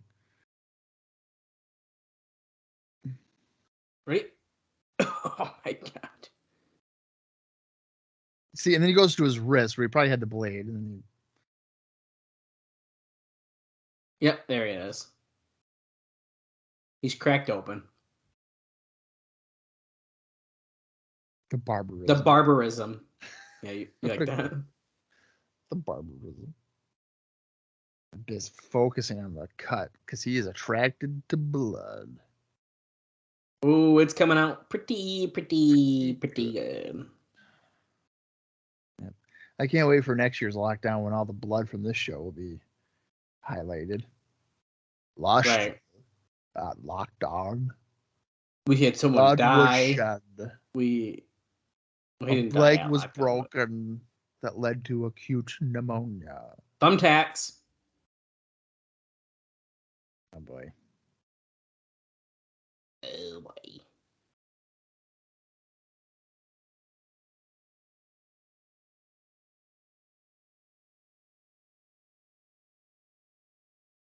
We're finally was there a bell? I don't think there was a bell. This is an unofficial match. Yeah. Unsanctioned. Andrew Thomas never Lights thought. out.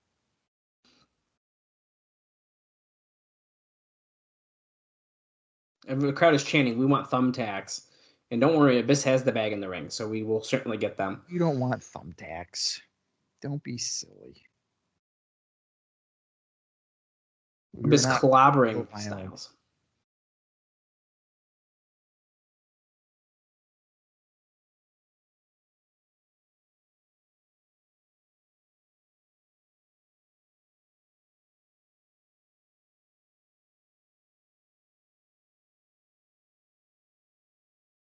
Abyss has the chain wrapped around Styles' neck, and he's pulling him toward him, but Styles is trying to resist. Oh! He's able to loosen it. He got it off of his neck. That's good. Holy shit, what a big boot.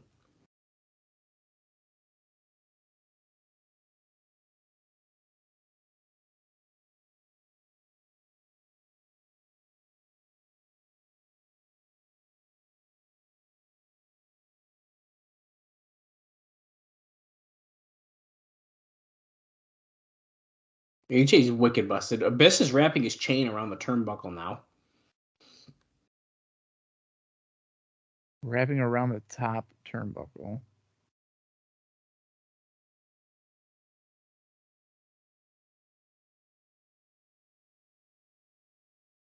On the brink of defeat.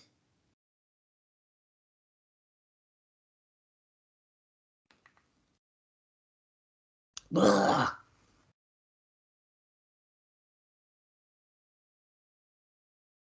Pop up. Oh, Styles' head hit the chain on the turnbuckle.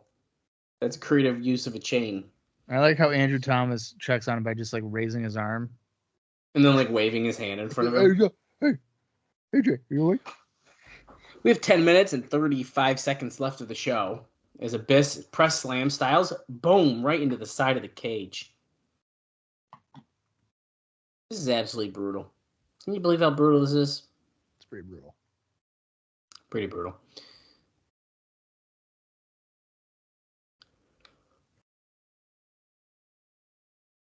He bleeds just like the rest of us. Okay, Abyss about to press slam him. Or no, he just fucking lawn darts him into another side.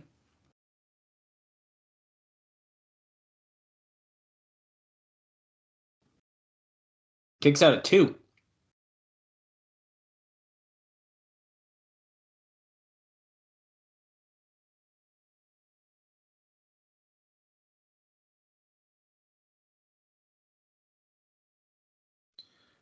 He squirmed right out.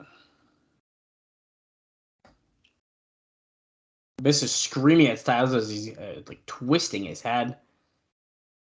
Styles cannot escape the grasp. I thought that was AJ's yelling. Maybe it was AJ yelling. I thought it was Abyss being like, bah! I think it was AJ trying to get out of it. Oh, that's even more sad.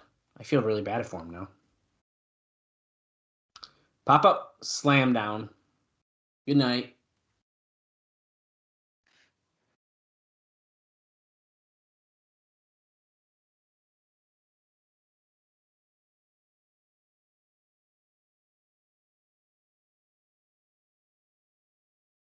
Something else in mind with the steel chain here. Let's see what he's gonna do.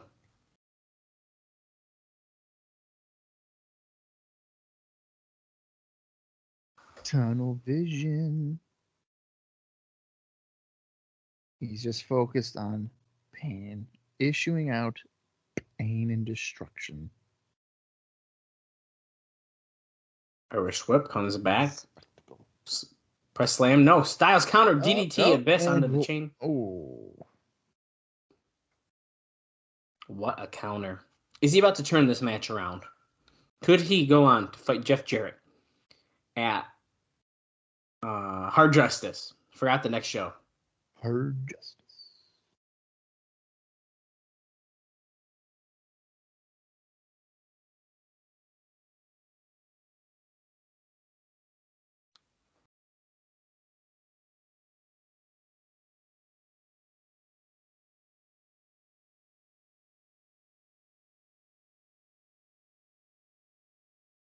He's losing strength.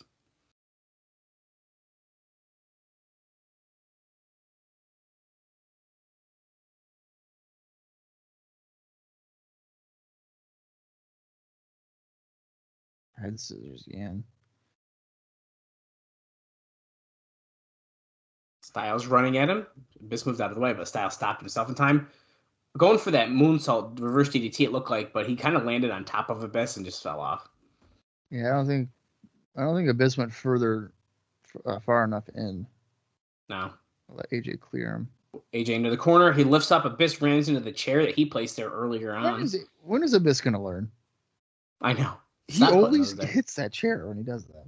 German suplex. Nice. 1, 2, no. Andrew Thomas should probably be wearing gloves. Just thought about that. When do they start doing that, you think? 2010. Is that when they start doing that? I don't know, dude. They don't start wearing gloves in wrestling for blood and for like years and years. Yeah. I was just wondering.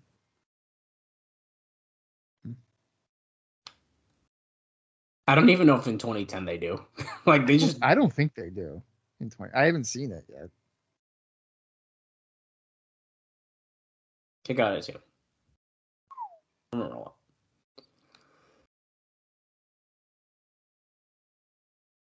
Not able to put the monster away here, but AJ run clothesline in the corner to Abyss.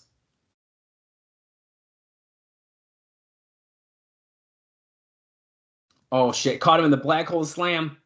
Boom, down. That should do it. Should. Going for the cover. Here we go.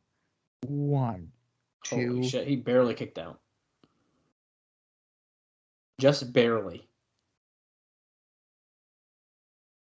Just barely. How does he do it? Abyss doesn't know what to do now. He's not sure. Okay, he grabbed the thumbtacks.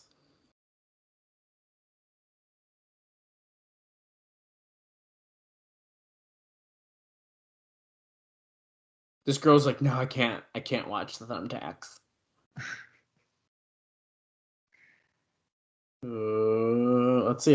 There, I think it's probably about 10,000.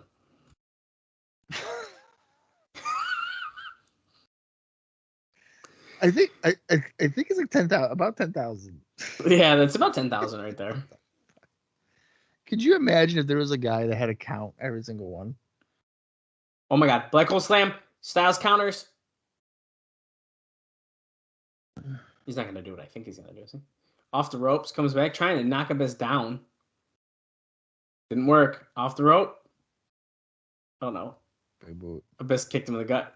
He's got him in power palm position. AJ's not gonna hit the tax, is he? Oh no, he's trying to get out. Oh, he popped out. Oh no. Styles clash.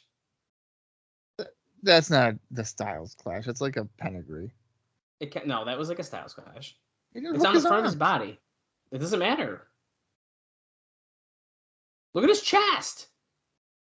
I've never seen someone fall into the tacks in the front of their body like that. Why are they doing like a mosh pit? Relax. Kick out at 2. So now he's got to.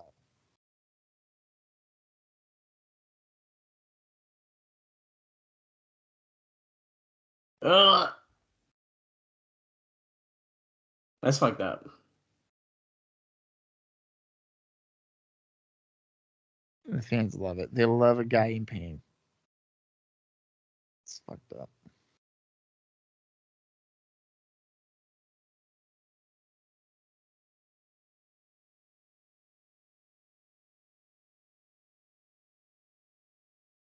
He's going up to the top.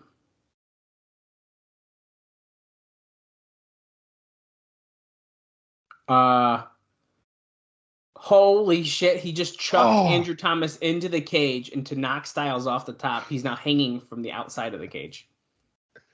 I feel like Andrew Thomas didn't say, hey, Abyss, just throw me as hard as you can into the fucking ropes and cage. Dude, he fucking whipped him. He fucking sure did. Man. No, Abyss has a chain in his hand. He's trying to knock Styles out by just hitting it from the inside. We have 2 minutes and 43 seconds left, by the way.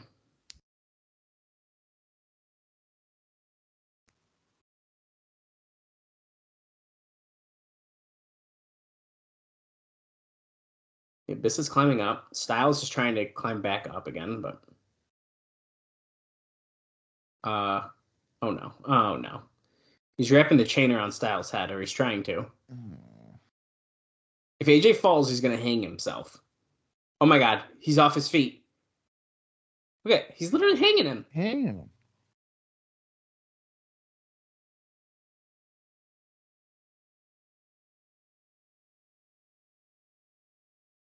Yo, this is brutal.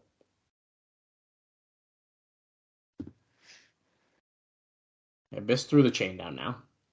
Styles is barely hanging on. Couple punches. Let's see. What's going to happen here? Oh, he's got the hand around the throat of AJ Styles. Raking the... Oh, he's biting his fingers. Sunset flip powerbomb. Oh, did he hit the tags? No. No, Tanay says he did. I don't know how much he hit, but he definitely hit maybe a little. I mean, he probably landed on a residue of them. It's a 3. Styles wins.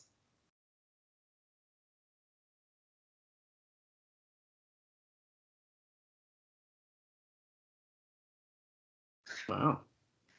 Yeah, all right. So AJ Styles is the new #1 contender. He's going to be fighting Jeff Jarrett at Hard Justice. Was that Pat right in the front there? I don't know. I wasn't paying attention to that. That son of a bitch. It probably was. They look kind of like him. Wow. And with that, we are wrapping up Lockdown here. Styles #1 contender. We have no new champions, but we saw quite a bit of brutalism, as Mike Tenay would say, here tonight at Lockdown 2005.